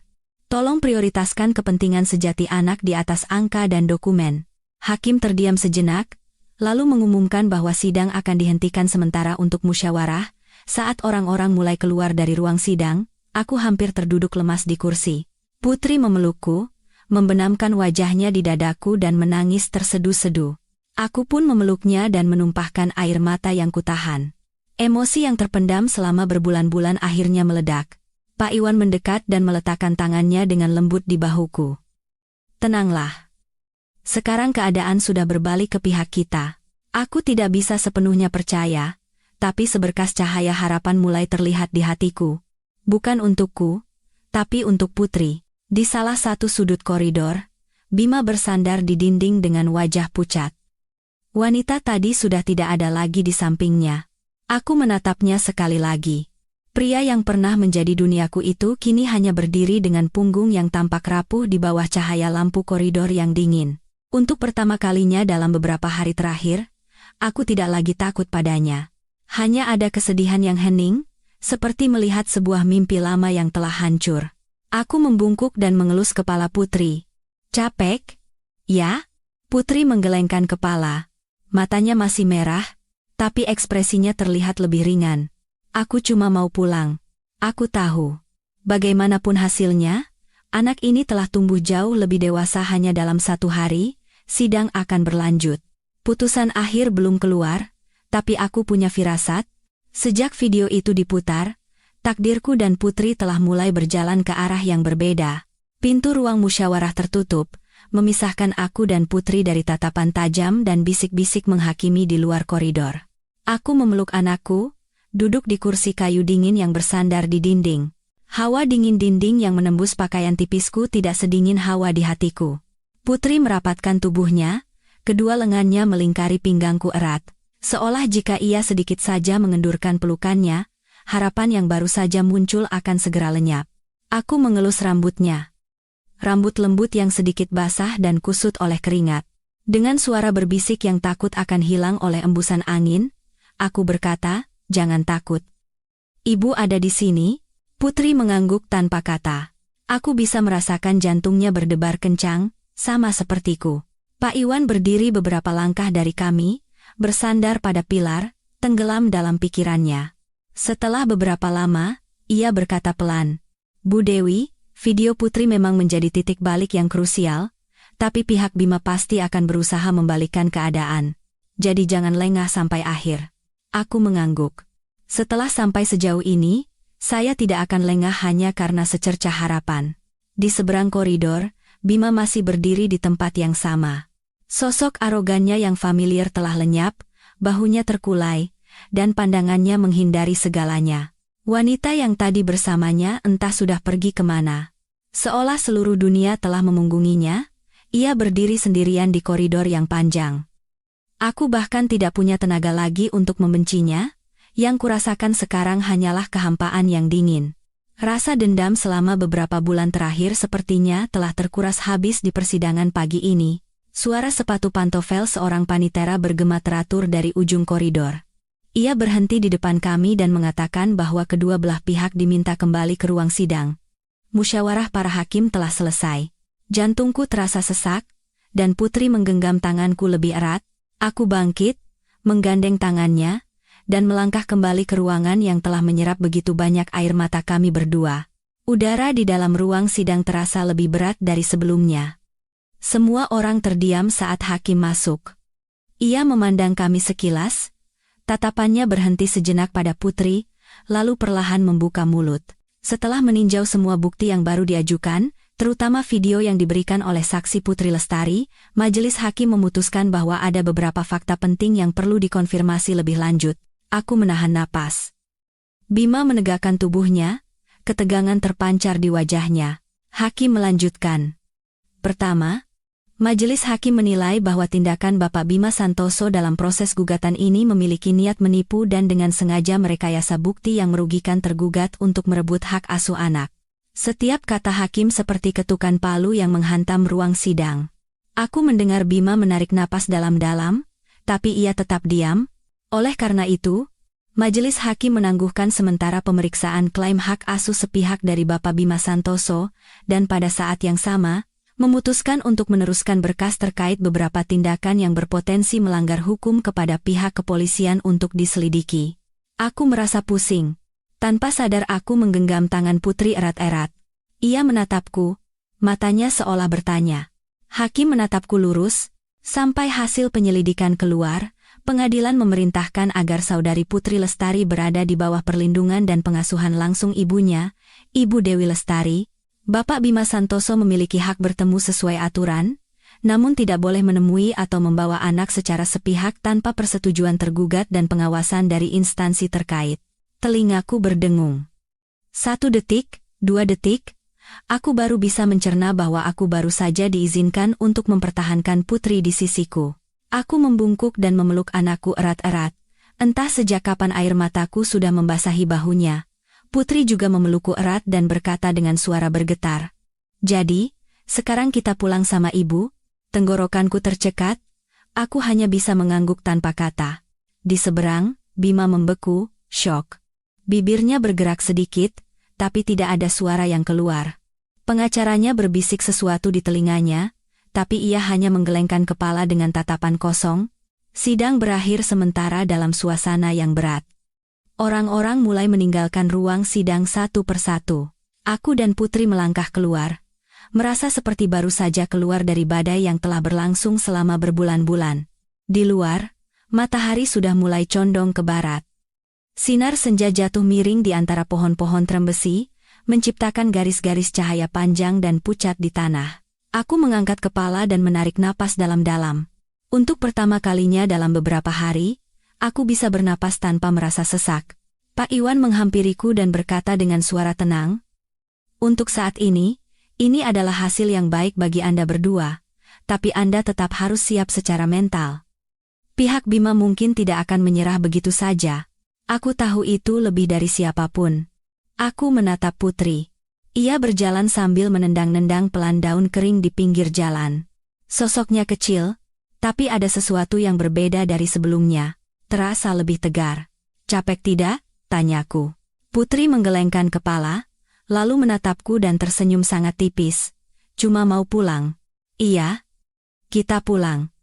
Tapi bagiku sekarang, rumah bukan lagi rumah yang ditempati Bima. Ruang kecil di mana kami berdua bisa saling bersandar. Tempat damai di mana Putri bisa tidur nyenyak tanpa terkejut oleh kata-kata menakutkan. Itulah rumah kami. Dalam perjalanan pulang, ponselku berdering. Sebuah pesan dari nomor tak dikenal. Kau pikir kau menang dengan ini? Ini belum berakhir. Tak perlu menebak, aku tahu itu dari Bima. Aku menatap layar itu cukup lama, lalu diam-diam mematikan ponsel. Aku tidak ingin berdebat lagi, tidak ingin membuktikan apa-apa lagi. Aku hanya perlu melindungi Putri. Itu saja sudah cukup. Malam itu, saat kami kembali ke kamar kos kecil yang kusewa sementara menunggu persidangan, Putri meringkuk di bawah selimut setelah mandi. Aku duduk di sampingnya, mengeringkan rambutnya. Suara pengering rambut terdengar teratur di kamar yang sunyi. Terdengar seperti lagu pengantar tidur kecil yang menenangkan kepingan-kepingan hatiku yang hancur. Tadi di pengadilan takut? Tanyaku pelan. Putri ragu-ragu sejenak, lalu mengangguk. Takut sekali, takut. Ayah teriak, takut ayah benci sama aku. Tanganku berhenti sejenak. Aku mematikan pengering rambut, menariknya ke dalam pelukanku. Putri sudah melakukan hal yang benar. Walaupun ayah marah, kamu adalah anak yang pemberani. Ibu bangga padamu. Putri terdiam sejenak, lalu berbisik, aku cuma takut kalau aku tidak bicara. Nanti aku kehilangan ibu. Satu kalimat polos itu seperti belati yang mengiris jantungku. Aku memeluknya lebih erat. Air mataku mengalir lagi. Malam itu Putri cepat tertidur, tapi aku terjaga hampir semalaman. Suara kendaraan di luar mulai jarang, dan kota tenggelam dalam keheningan. Aku memandangi wajah kecil putriku yang tertidur damai. Di hatiku, ketakutan dan tekad hidup berdampingan. Masih banyak badai yang menanti, tapi mulai saat ini, aku tidak lagi sendirian. Malam itu berlalu sangat lambat. Aku nyaris tidak bisa tidur, hanya memandangi Putri yang terlelap. Dadanya naik turun teratur mengikuti napasnya yang lembut. Setiap kali ia menggeliat, aku terkejut, takut ia bermimpi buruk. Menjelang fajar, saat cahaya pucat mulai menyusup dari jendela, barulah aku bisa memejamkan mata. Dering ponsel membangunkanku dari tidur yang lelah. Pak Iwan. Aku sontak duduk, jantungku berdebar kencang. Bu Dewi. Pagi ini pihak kepolisian sudah resmi menerima laporan kasusnya. Pihak Bima telah dipanggil untuk diperiksa terkait video dan bukti-bukti lainnya. Aku menggenggam ponsel erat-erat. Tenggorokanku tercekat, semuanya berjalan lebih cepat dari yang kuduga. Lalu bagaimana dengan Putri? Tenang saja. Keputusan pengadilan untuk menitipkan anak sementara pada Bu Dewi masih berlaku. Selama masa penyelidikan, Bima tidak bisa menemui anak secara langsung tanpa pengawasan. Aku menghela napas lega. Ketenangan yang langka datang menyelimuti dadaku yang tegang selama berhari-hari. Aku berterima kasih pada Pak Iwan dan menutup telepon. Saat menoleh, Putri masih tertidur.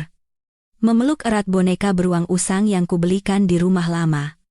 Aku bangkit dan meminum segelas air hangat. Kekhawatiran lain mulai muncul di kepalaku. Uang sewa, biaya les Putri, biaya hidup, uang yang kumiliki sejak keluar dari rumah hanyalah dana darurat yang sangat sedikit.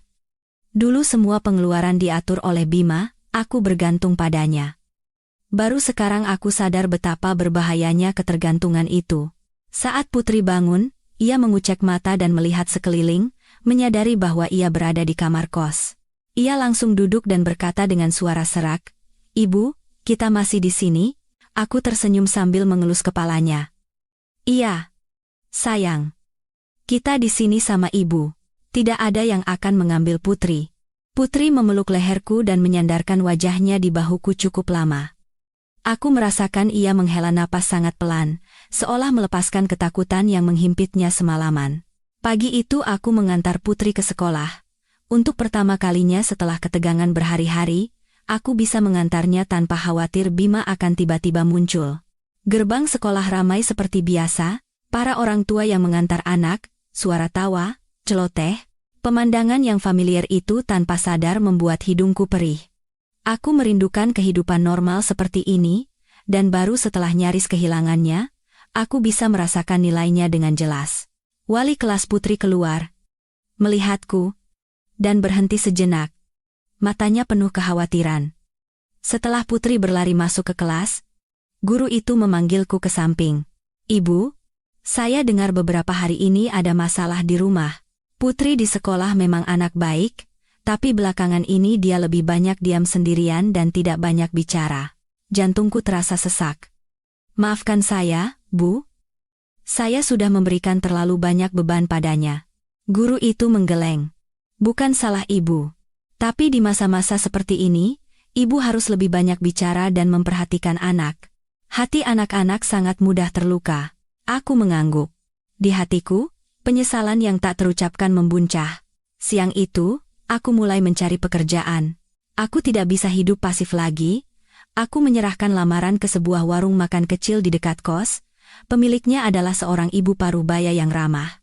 Ia memandangiku dari atas ke bawah, lalu bertanya, "Bisa kerja apa?" "Memasak, mencuci piring, bersih-bersih, semua bisa, pagi atau malam, tidak masalah." Ia melihat keputusasaan di mataku, terdiam sejenak, lalu mengangguk. "Baiklah. Mulai sore ini. Gajinya tidak besar. Tapi kalau rajin, nanti dinaikkan." Aku menunduk dalam-dalam. "Iya, Bu. Terima kasih banyak." Sore hari sepulang sekolah, aku membawa Putri ke warung. Aku tidak mau meninggalkannya sendirian di kos. Putri duduk diam di sudut kecil sambil mewarnai, sementara aku tanpa henti melayani, membereskan, dan mengelap. Lengan dan kakiku pegal, punggungku sakit, tapi hatiku anehnya ringan. Untuk pertama kalinya setelah sekian lama, aku merasa berdiri di atas kakiku sendiri. Malam itu saat kami berdua kembali ke kos, Putri menatapku dan berkata dengan suara yang mengandung campuran rasa khawatir dan kagum, "Ibu capek sekali." "Ya, sedikit capek, tapi Ibu tidak apa-apa." Putri terdiam sejenak, lalu tiba-tiba berkata, "Kenapa dulu Ibu tidak bekerja seperti ini?" Aku terkejut. Aku tidak tahu bagaimana harus menjawab anak berusia 7 tahun. Aku hanya mengelus punggungnya pelan. Dulu Ibu pikir, merawat Putri di rumah saja sudah cukup. Tapi sekarang Ibu tahu, Ibu harus bekerja untuk bisa melindungi Putri. Putri mungkin tidak sepenuhnya mengerti kata-kataku, tapi ia mengangguk. Malam hari saat sedang melipat pakaian Putri, ponselku berdering lagi. Nomor tak dikenal yang berbeda, tapi begitu mendengar suara di seberang, aku tahu itu adalah ibu mertuaku. Suaranya serak, penuh keraguan. "Dewi. Ini Ibu. Ibu sudah dengar soal kamu dan Bima." Aku terdiam. Aku tidak tahu harus berkata apa dalam situasi ini. Dulu setiap kali kami bertengkar, ibu mertuaku selalu membela anaknya. Aku sudah terbiasa menanggungnya sendiri. Ibu juga tidak menyangka dia akan melakukan hal seperti itu. Tapi bagaimanapun juga, Putri itu cucuku. Aku menggenggam ponsel erat-erat. "Bolehkah Ibu bertemu dengannya sekali saja?" Pertanyaan yang tampaknya sederhana, tapi aku ragu cukup lama. Aku tidak ingin Putri terluka lagi, tapi aku juga tahu Putri masih menyayangi neneknya. "Bu, untuk sementara waktu, saya tidak akan membiarkan Putri bertemu siapapun selain saya dan pihak sekolah. Setelah semuanya stabil, nanti kita bicarakan lagi." Terdengar keheningan sejenak di seberang, lalu suara ibu mertuaku mengecil, "Baiklah. Ibu mengerti." Aku menutup telepon dengan perasaan berat. Aku tidak boleh melunak terlalu cepat. Satu kesalahan saja, Putri bisa terseret kembali ke dalam pusaran yang baru saja ia tinggalkan. Beberapa hari kemudian, Bima secara resmi dipanggil untuk pemeriksaan kedua. Pak Iwan memberitahuku. Aliran dana ke rekening wanita itu sedang diselidiki, dan ada dugaan penggelapan aset. Mendengar itu, punggungku terasa dingin. Aku tahu Bima sedang terpojok, dan seperti yang kukhawatirkan, suatu malam saat aku dan Putri pulang dari warung, aku melihat bayangan seorang pria berdiri di bawah lampu jalan di mulut gang. Tanpa perlu melihat wajahnya dengan jelas, aku langsung tahu dari postur tubuhnya yang familiar bahwa itu adalah Bima. Aku segera menggenggam tangan Putri erat dan menyembunyikannya di belakangku. Jantungku berdebar kencang. Ia berdiri di sana. Terlihat jauh lebih kurus. Wajahnya kuyu, dengan tatapan yang bercampur antara kelelahan dan amarah. "Dewi," panggilnya dengan suara serak. "Biarkan aku bicara sebentar dengan Putri." Aku menggeleng. Suaraku mengeras. "Pergi. Anda tidak boleh menemui Putri." Ia mencibir. Tawa yang sinis. Apa aku begitu menakutkan? Aku tidak menjawab. Hanya berdiri seperti dinding yang rapuh namun kokoh di depan anakku. Aku hanya ingin bicara sebentar. Dia kan putriku. Putri gemetar di belakangku. Aku bisa merasakan tangannya basah oleh keringat. Sejak saat Anda memilih untuk menyakiti anak dengan cara seperti itu, Anda tidak lagi memiliki hak sebagai seorang ayah. Mata Bima menjadi gelap. Aku melihat amarah dan ketidakberdayaan mendidih di matanya. Saat itu aku sadar, pertarunganku dan Putri belum berakhir. Bima berdiri tak bergerak di bawah cahaya lampu jalan yang redup. Wajahnya, hanya dalam beberapa minggu, seakan menua 10 tahun, aku berdiri di depan Putri, seluruh sarafku menegang. Di belakangku, anakku tidak menangis, tapi napasnya yang terengah-engah membuat punggungku bergetar halus. "Jangan dekati anak ini," kataku. Setiap kata diucapkan dengan penekanan, seolah memakuinya di jalanan yang dingin. Bima tertawa sinis. Suara tawanya seperti batu kering. "Kau bertingkah seolah aku ini penjahat. Bagaimanapun, Putri adalah putriku. Tapi Anda bukan lagi sosok yang aman untuknya." Kata-kata itu membuatnya berhenti sejenak. Sesaat, aku seolah melihat sedikit retakan di matanya, tapi itu dengan cepat tertutup oleh kejengkelan dan keputusasaan. "Aku hanya ingin bicara beberapa menit. Apa yang kau takuti?" Aku menggenggam tangan Putri lebih erat, menariknya lebih dekat ke tubuhku. "Saya takut Anda akan menyakiti anak ini lagi." Itu saja. Bima menatapku, lalu menatap Putri. Suaranya sedikit melunak, tapi masih ada nada asing yang tercampur. "Putri, sini. Bicara sebentar sama ayah." "Ayah kangen." Putri gemetar. Ia bahkan tidak berani menatapnya dan hanya menggeleng pelan di belakangku. Aku bisa mendengar dengan jelas bisikannya yang sangat kecil. Takut, jantungku seperti diremas. Aku mengangkat kepala dan menatap Bima. Aku tidak bisa menahan emosiku lagi. "Anda dengar? Anak ini bilang dia takut. Sekarang pergi." Kilatan amarah menyala di matanya. Saat Bima melangkah maju, aku segera membawa Putri mundur. Seluruh tubuhku tegang seperti busur panah. Tepat saat itu, sebuah motor masuk dari mulut gang. Cahaya lampu depannya menyapu wajahnya, menyorot ekspresi kuyu dan bingungnya. Bima berhenti. Ia menatapku untuk terakhir kalinya. Tatapannya bercampur antara permohonan dan tantangan. "Kau pikir kau menang dengan ini, Dewi? Ini belum berakhir." Setelah mengatakan itu, ia berbalik. Bayangannya memanjang di atas gang yang gelap.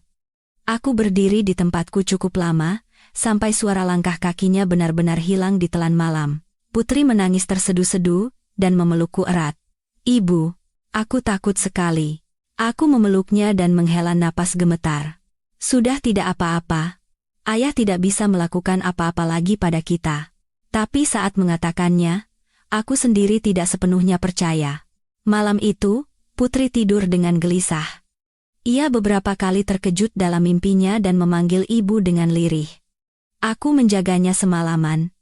Di kepalaku, tatapan gelap Bima di bawah lampu jalan terus berputar. Aku tahu betul apa yang bisa dilakukan orang yang terpojok. Keesokan paginya, aku mengantar Putri ke sekolah lebih awal dari biasanya. Aku meminta wali kelasnya untuk lebih memperhatikannya, terutama jika ada orang asing yang datang. Guru itu mengangguk dengan wajah khawatir. Saat makan siang, ketika sedang bekerja di warung, aku mendapat telepon dari Pak Iwan. Suaranya lebih serius dari biasanya. "Bu Dewi, semalam Bima menemui Anda?" Jantungku serasa jatuh. "Iya. Dia ada di mulut gang." Pak Iwan menghela napas berat. Pihak penyidik baru saja mengonfirmasi bahwa rekening wanita itu telah dibekukan. Sebagian dananya terkait langsung dengan Bima. Kondisi psikologisnya saat ini pasti sangat tidak stabil. Jangan pernah berjalan sendirian di malam hari, dan hindari bertemu dengannya berdua saja. "Baik, Pak. Jika ada hal aneh, saya akan segera hubungi." Aku menutup telepon dengan hati yang kalut. Bagi Bima, aku dan Putri bukan lagi sekadar mantan istri dan anak, kami adalah penghalang terbesar di jalan yang mati-matian ia coba lalui untuk keluar. Sore itu saat menjemput Putri di sekolah, aku melihatnya berdiri sendirian di depan gerbang, tidak seperti biasanya yang selalu bersama gurunya. Dari jauh pun aku bisa melihat wajahnya pucat. Aku berlari ketakutan. "Putri, kenapa kamu sendirian di sini?" Anakku gemetar dan menggenggam tanganku. "Ibu, tadi ada tante yang cari aku." Jantungku berdebar kencang. "Tante siapa?" "Dia bilang teman ayah," katanya. "Ayah suruh belikan es krim." Punggungku merinding. Terus aku bilang aku harus tunggu ibu. Habis itu, tante itu lihatin aku dari luar gerbang lama sekali, terus pergi. Aku memeluk Putri erat-erat. Kakiku lemas. Wanita itu adalah orang yang sama dengan yang ada di video bersama Bima. Mereka sudah mulai beraksi. Malam itu, aku tidak mengizinkan Putri keluar. Pintu kosku kunci dan gordenku tutup. Di dalam kamar kecil itu, kami berdua duduk berdekatan. Seolah jika sedikit saja berjarak, hal buruk akan menimpa. Putri menatapku dan bertanya dengan suara kecil namun jelas, "Ibu, apa aku salah?" Karena aku bilang yang sebenarnya, aku membungkuk dan menatap matanya lurus. "Tidak, sayang. Putri sudah melakukan hal paling berani yang bisa dilakukan seorang anak. Tapi kenapa ayah marah sama aku?" Pertanyaan itu seperti pisau tajam yang menusuk jantungku. Aku tidak bisa menjelek-jelekan ayahnya di hadapannya, tapi juga tidak bisa berbohong. Aku hanya bisa memilih cara yang paling netral.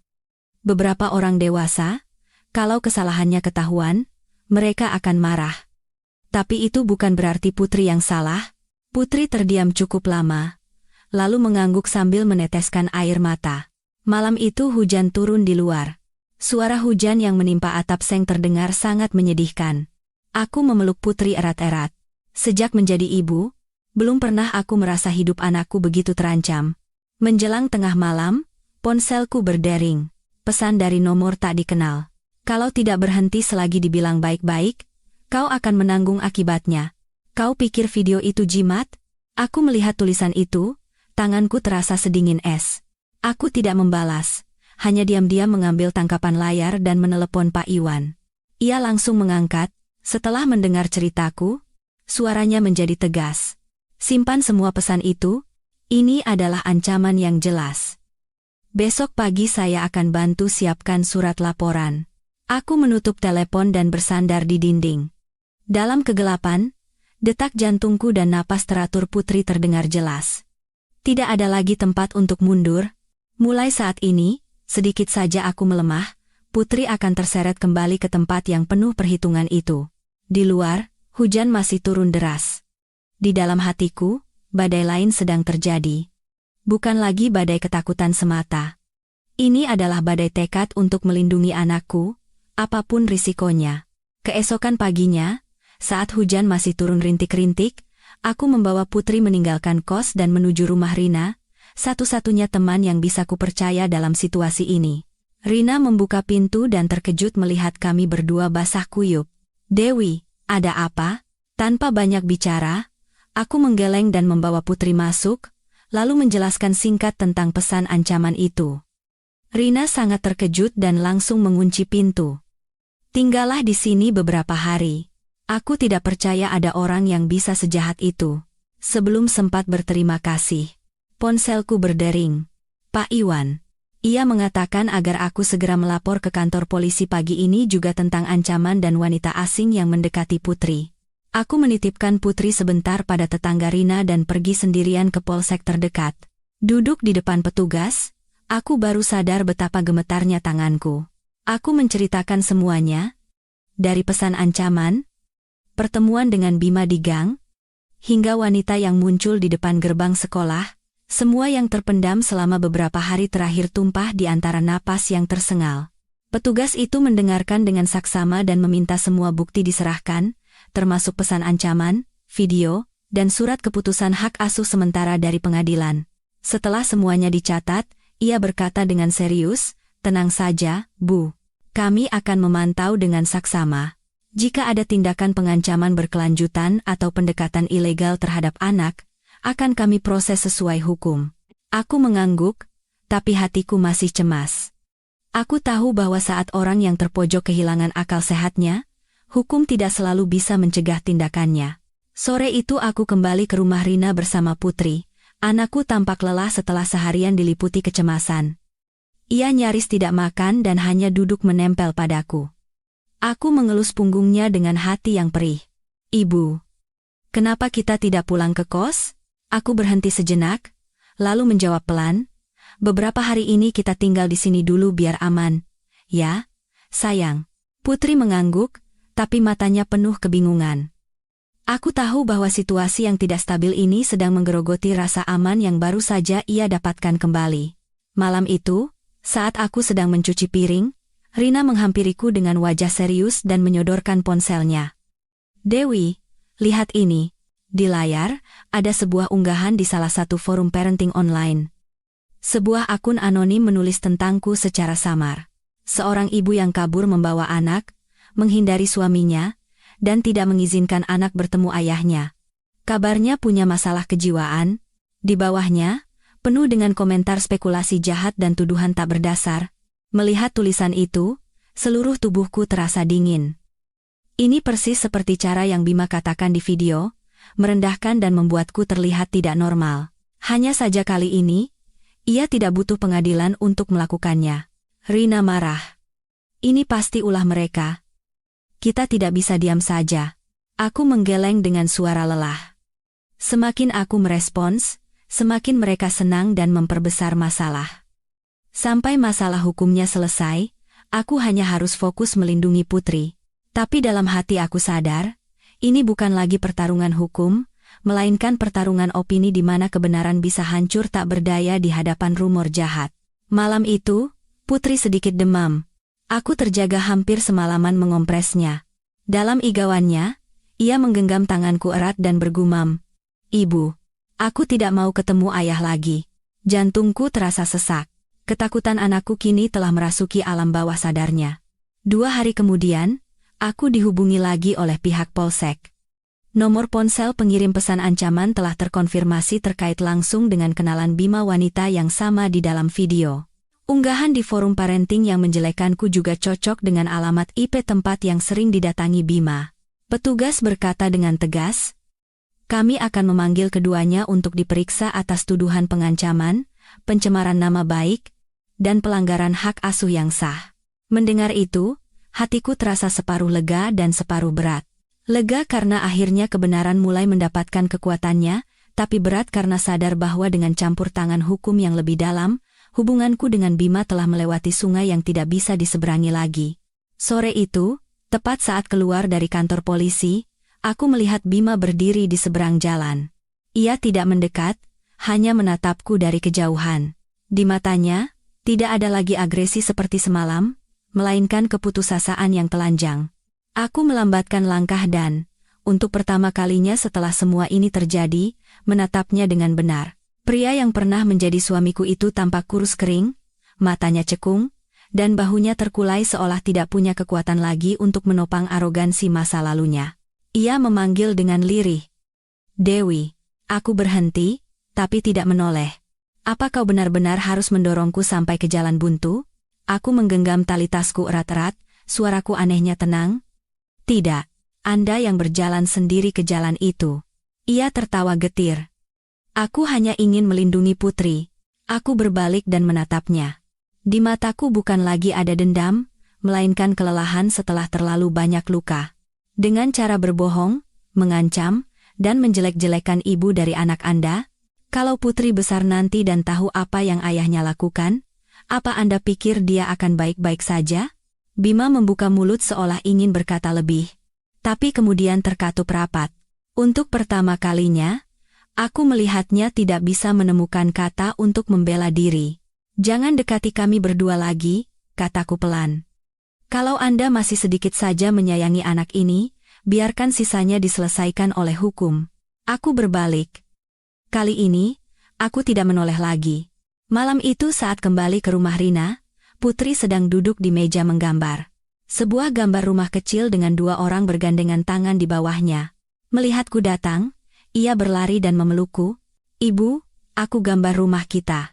Melihat gambar itu, hidungku terasa perih. Masih banyak badai yang akan datang, tapi di dalam hati kecil itu, ia sudah mulai percaya bahwa ia punya rumah untuk kembali. Itu saja sudah cukup memberiku kekuatan untuk terus melangkah. Beberapa hari berikutnya berlalu dengan berat seperti musim hujan yang tak kunjung usai. Aku rutin bekerja di warung, mengantar Putri ke sekolah di pagi hari dan menjemputnya di sore hari. Malamnya, kami kembali ke kamar kecil di rumah Rina, hidup tenang di dalam zona aman yang rapuh. Di luar, rumor di internet mereda, lalu muncul lagi, aku memilih diam. Setiap kali melihat tulisan jahat, aku mematikan layar dan menatap Putri yang sedang mengerjakan PR, berjanji pada diri sendiri untuk tidak runtuh. Suatu sore, saat sedang mengelap gelas di warung, Rina berlari menghampiriku dengan wajah pucat. Tangannya yang memegang ponsel gemetar. "Dewi, polisi telepon, suruh kamu dan Putri, cepat ke sana." Gelas di tanganku terlepas. Suara benturannya di wastafel diiringi cipratan air dingin. Ratusan skenario buruk melintas di kepalaku. Aku buru-buru meminta izin pada pemilik warung dan berlari menjemput Putri. Anakku ikut cemas melihatku panik dan menggenggam tanganku lebih erat. Di kantor polisi, petugas yang menangani kasusku memberitahu secara singkat. Wanita itu telah mengakui mengirim pesan ancaman, dan mengaku bahwa Bima beberapa kali menghasutnya untuk mendekati Putri dan memberikan tekanan psikologis. Pesan-pesan tambahan yang telah dihapus dari ponselnya juga berhasil dipulihkan. Mendengar itu, rasanya seperti ada tangan tak terlihat yang meremas jantungku. Aku menoleh ke arah Putri. Ia menunduk, kedua tangannya tergenggam erat, wajahnya pucat. Aku menggenggam tangannya, mencoba menyalurkan kehangatan, padahal hatiku sendiri terasa lebih dingin dari kapanpun. Petugas itu menghela napas. "Kami akan mempertimbangkan tuntutan atas pengancaman, tekanan mental terhadap wali sah, dan tuduhan terkait anak di bawah umur." Aku mengangguk pelan. Tenggorokanku tercekat. Pada titik ini, semuanya bukan lagi sengketa pernikahan. Ini telah masuk ke ranah hukum pidana. Dalam perjalanan pulang, Putri diam 1000 bahasa. Baru saat hampir sampai di rumah, ia bertanya dengan suara sangat kecil, "Ibu, apa ayah akan ditangkap?" Aku berhenti. Aku tidak ingin mengajarinya untuk membenci ayahnya, tapi juga tidak bisa berbohong. Ayah harus bertanggung jawab atas apa yang sudah dilakukannya, tapi meskipun begitu, dia tetaplah ayah yang melahirkan Putri. Putri mengangguk, tapi tatapannya anehnya jauh. Aku tahu di dalam hatinya, berkecamuk banyak sekali emosi yang terlalu berat untuk ditanggung anak berusia 7 tahun. Malam itu, ibu mertuaku menelepon. Suaranya sangat serak, kelelahan yang kentara terdengar jelas. "Dewi, ibu baru pulang dari kantor polisi." Jantungku terasa sesak. "Kenapa ibu ke sana?" "Bima." Dia dipanggil beberapa kali lagi. Pulang ke rumah, orangnya sudah benar-benar berbeda. Ibu sudah tidak mau membela dia lagi, tapi bagaimanapun dia anak ibu. Aku terdiam. Aku tidak punya kekuatan untuk menghibur ibu mertuaku, tapi juga tidak punya tenaga lagi untuk marah. "Ibu tahu kamu sudah banyak menderita," lanjutnya. "Ibu hanya minta satu hal. Nanti bagaimanapun jadinya, jangan putuskan hubungan ayah dan anak." Aku menggigit bibirku erat. Setelah beberapa lama, baru aku menjawab, "Saya tidak pernah berniat memutuskannya. Tapi saya juga tidak bisa membiarkan Putri berada dalam situasi berbahaya lagi." Ibu mertuaku hanya menghela napas tanpa berkata apa-apa lagi. Dalam helaan napas itu, aku bisa mendengar dengan jelas ketidakberdayaan seorang ibu yang menyaksikan anaknya terjerumus terlalu dalam. Malam itu, Putri demam lagi. Ia mengigau, berulang kali memanggil ayahnya dalam mimpi. Aku menjaganya semalaman, mengganti kompres, mengukur suhu tubuhnya, dengan tangan yang gemetar tak terkendali. Aku tidak tahu apa yang ia mimpikan, tapi di dalam mimpi itu, bayangan ayahnya ternyata jauh lebih berat menekan jiwanya daripada yang kukira. Keesokan paginya, saat demam Putri akhirnya turun, aku mendapat kabar dari Pak Iwan, Pihak penyidik sedang memperluas penyelidikan atas transfer dana mencurigakan antara Bima dan wanita itu, dan pengadilan akan segera membuka kembali sidang untuk mengambil keputusan akhir mengenai hak asuh. Aku menutup telepon dengan perasaan separuh cemas dan separuh lega. Cemas karena badai di depan belum berakhir, dan lega karena akhirnya semuanya menuju sebuah akhir. Baik atau buruk, aku butuh sebuah titik untuk bisa memulai kembali. Hari-hari penantian terasa sangat panjang. Aku membagi waktu antara bekerja dan merawat putri yang sakit, dengan pikiran yang selalu tegang seperti senar biola.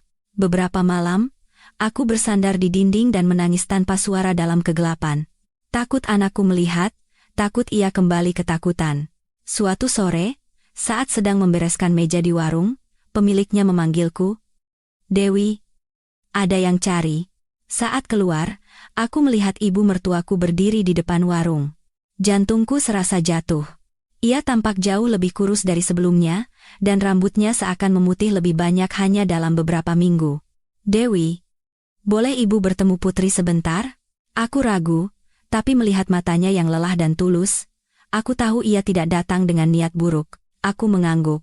Nenek dan cucu itu bertemu di sebuah meja kecil di sudut warung. Putri awalnya ragu, tapi saat neneknya membungkuk dan memeluknya, ia membalas dengan diam. Aku memandangi mereka dari jauh dengan perasaan campur aduk. Ibu mertuaku menggenggam tangan putri dan berkata dengan suara bergetar, "Cucu nenek, jangan takut." "Ya? Ini salah orang dewasa. Kamu tidak salah apa-apa." Putri menatap neneknya. Tatapannya polos. "Nenek, apa ayah marah sama aku?" Ibu mertuaku memalingkan wajah dan menyeka air mata dengan lengan bajunya. Setelah beberapa saat, baru ia menggeleng pelan. "Ayahmu." Hatinya sedang sangat kalut sekarang. Aku tahu itu adalah ungkapan paling lembut untuk menutupi kebenaran yang berat.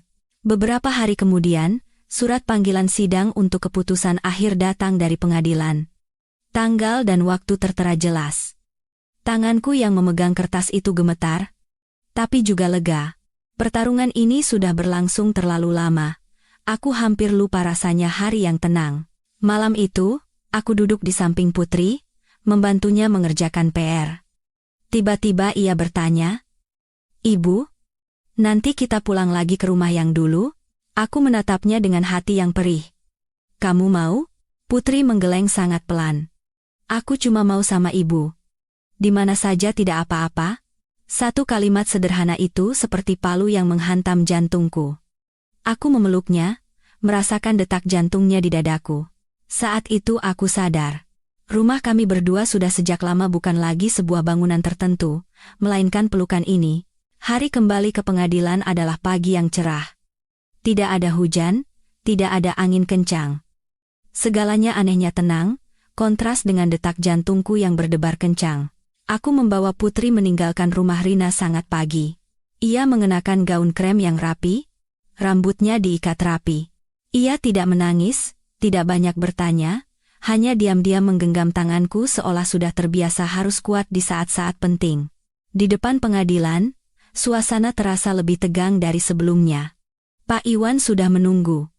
Ia mengangguk padaku. Tatapannya tenang namun kokoh.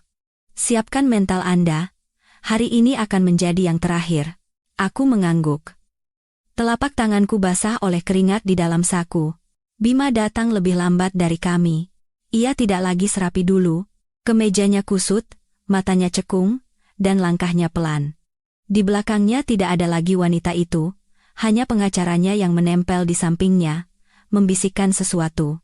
Bima tidak menjawab, hanya menatapku dan putri sekilas, lalu segera membuang muka. Di dalam ruang sidang, hakim masuk tepat waktu. Suasana terasa berat seolah tertutup oleh tutup tak kasat mata. Sidang dimulai dengan pembacaan hasil penyelidikan tambahan. Perwakilan dari instansi terkait secara bergantian menjelaskan tentang pesan ancaman terhadapku, pendekatan ilegal wanita itu terhadap anak, dan aliran dana mencurigakan yang terkait dengan Bima. Setiap kali satu fakta diungkap, rasanya seperti seseorang sedang membuka lapis demi lapis tirai yang selama ini menutupi kebenaran. Bima duduk diam dengan kepala tertunduk, kedua tangannya saling bertaut. Sesekali aku melihat bahunya bergetar halus. Sepertinya ia nyaris tidak bisa mempertahankan posisi duduknya. Saat giliran pemeriksaan, Hakim bertanya langsung padanya. Bapak Bima Santoso, apakah Anda menyangkal fakta bahwa Anda menyuruh orang lain untuk mengancam Ibu Dewi Lestari dan mendekati saudari Putri Lestari? Bima terdiam cukup lama. Untuk pertama kalinya sejak masuk ke ruang sidang, sepertinya ia tidak memiliki ketenangan untuk menjawab segera. Akhirnya, ia menggeleng pelan. Tidak. Satu kata kecil itu membuat seluruh ruang sidang bergeming. Anda mengakuinya? Tanya hakim lagi. Bima menarik napas dalam-dalam. Saya hanya ingin melindungi anak saya. Saya takut kehilangannya. Dengan cara melanggar hukum dan bahkan membahayakan kesehatan mental anak Anda sendiri? Suara hakim merendah. Ia tidak menjawab.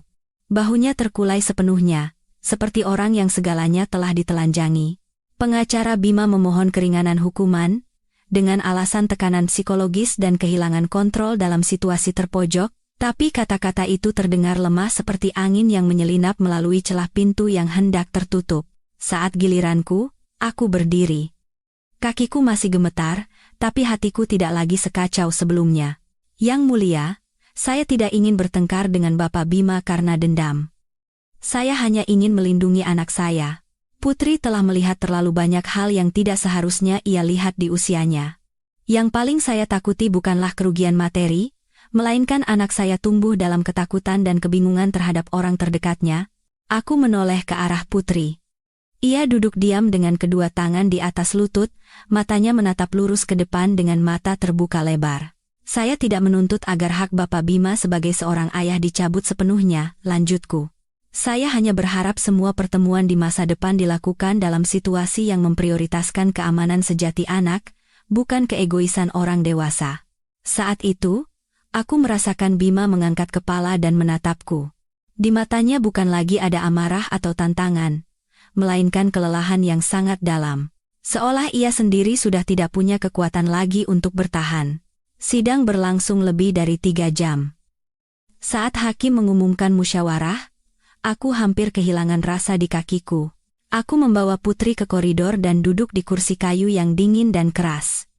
Anakku menyandarkan kepalanya di bahuku. Ibu capek? Aku tersenyum tipis. Ibu tidak apa-apa. Tapi sejujurnya, aku sangat lelah hingga hanya ingin memejamkan mata dan tidur sangat panjang. Agar bisa melupakan semua kecemasan beberapa bulan terakhir. Hampir 1 jam kemudian, kami dipanggil kembali ke ruang sidang. Hakim memegang berkas tebal di tangannya dan berkata dengan suara perlahan dan jelas. Setelah meninjau secara komprehensif semua bukti, keterangan para pihak, dan hasil penyelidikan tambahan, majelis hakim memutuskan sebagai berikut. Aku menahan napas. Putri menggenggam tanganku erat. Hak pengasuhan dan perwalian atas anak bernama Putri Lestari diberikan kepada ibunya, Ibu Dewi Lestari. Saat itu, aku tidak bisa mendengar kata-kata selanjutnya dengan jelas. Telingaku berdengung, dan jantungku berdebar kencang seolah mau melompat keluar dari dada. Aku membungkuk dan memeluk Putri erat-erat. Ia juga memelukku erat. Seluruh tubuhku gemetar. Entah karena bahagia atau karena ketegangan yang tertahan begitu lama akhirnya lepas. Bapak Bima Santoso memiliki hak bertemu sesuai hukum.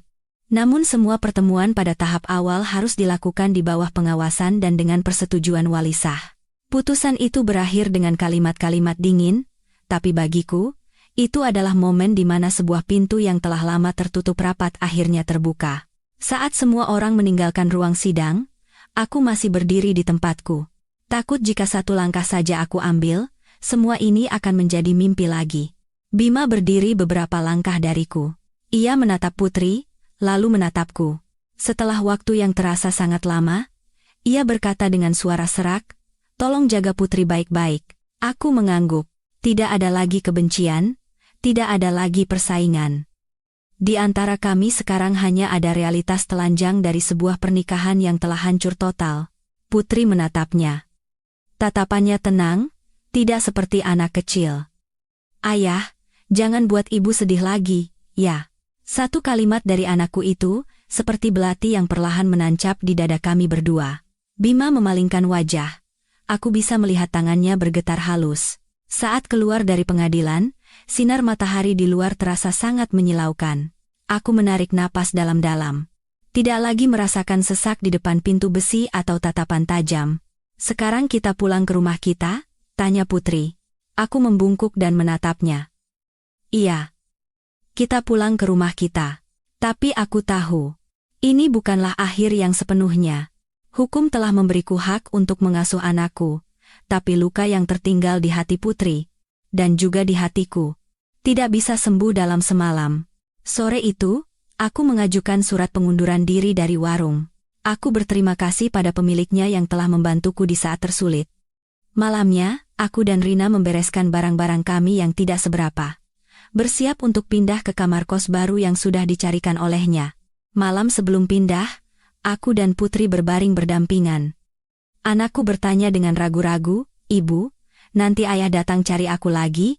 Aku terdiam sejenak, lalu menjawab pelan, "Kalau ayah datang dengan tulus untuk Putri, ibu tidak akan melarang." Putri mengangguk dan membenamkan wajahnya di dadaku. Napasnya perlahan menjadi teratur. Aku menatap langit-langit yang gelap. Aku tahu, ujian terbesar bukan lagi di pengadilan, melainkan di tahun-tahun yang akan datang. Membesarkan Putri tanpa bayang-bayang kelam masa lalu. Pagi hari saat pindah ke kos baru, aku berjalan bersama Putri di bawah sinar matahari pagi yang pucat. Gang-gang masih berbau lembab dari hujan semalam. Barang-barang kami hanya beberapa tas sederhana, tapi hatiku terasa berat sekaligus ringan, seperti menutup satu babak kehidupan yang usang dan melangkah ke halaman pertama yang baru. Kamar baru kami lebih kecil dari sebelumnya, tapi lebih terang. Jendelanya menghadap ke halaman kecil dengan pot bunga bougainville. Putri masuk ke kamar, melihat sekeliling, lalu menoleh padaku dengan mata berbinar. "Ibu, di sini ada mataharinya." Aku tersenyum dan mengangguk.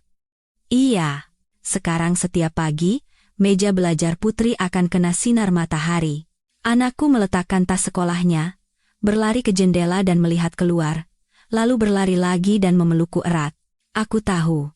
Di dalam hati kecilnya, sinar matahari bukan sekadar cahaya, melainkan rasa aman yang baru saja ia dapatkan kembali setelah melewati waktu yang panjang dan gelap. Selama beberapa hari berikutnya, kehidupan kami perlahan menemukan ritmenya. Aku mendapatkan pekerjaan lagi di restoran lain di dekat kos.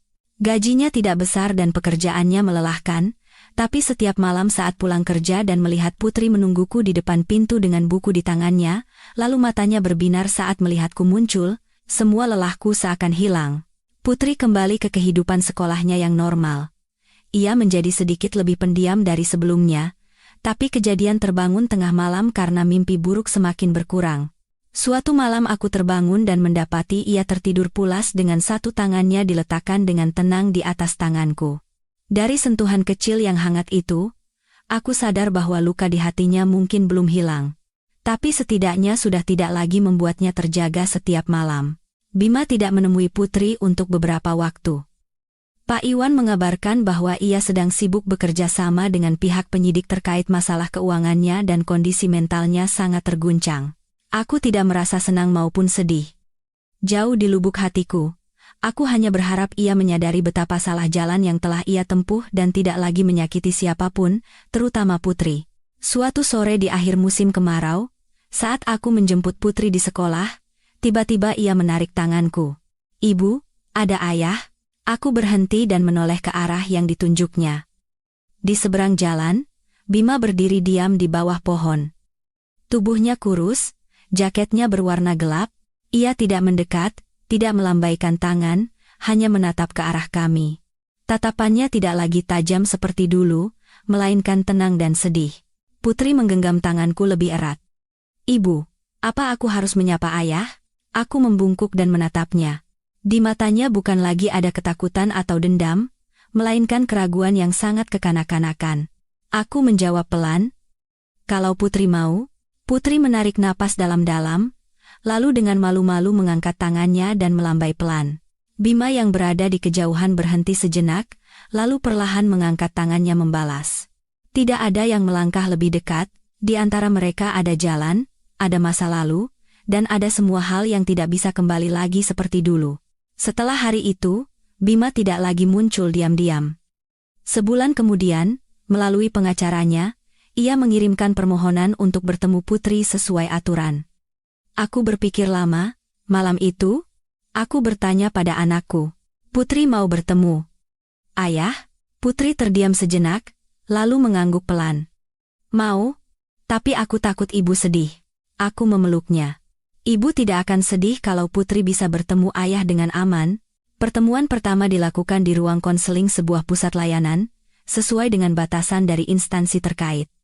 Aku menunggu di luar, sementara Putri masuk bersama Bima di bawah pengawasan seorang ahli. Dari balik jendela kaca, aku melihatnya menundukkan kepala lama di depan anaknya. Saat Putri keluar, ia tidak menangis, tidak tertawa, hanya diam-diam menggenggam tanganku. Ibu, ayah bilang minta maaf sama aku. Aku mengangguk pelan. Tidak bertanya lebih jauh. Apa yang ia katakan tidaklah penting.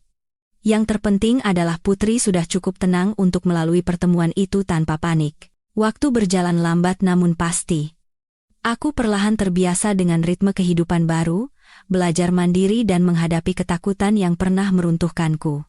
Putri juga perlahan membuka hatinya, mulai bercerita tentang sekolah atau kegembiraan-kegembiraan kecil masa kanak-kanak yang nyaris kulewatkan.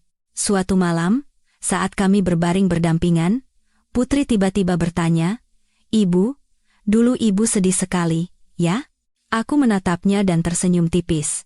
Sedih. Tapi sekarang sudah tidak sedih lagi. Kenapa?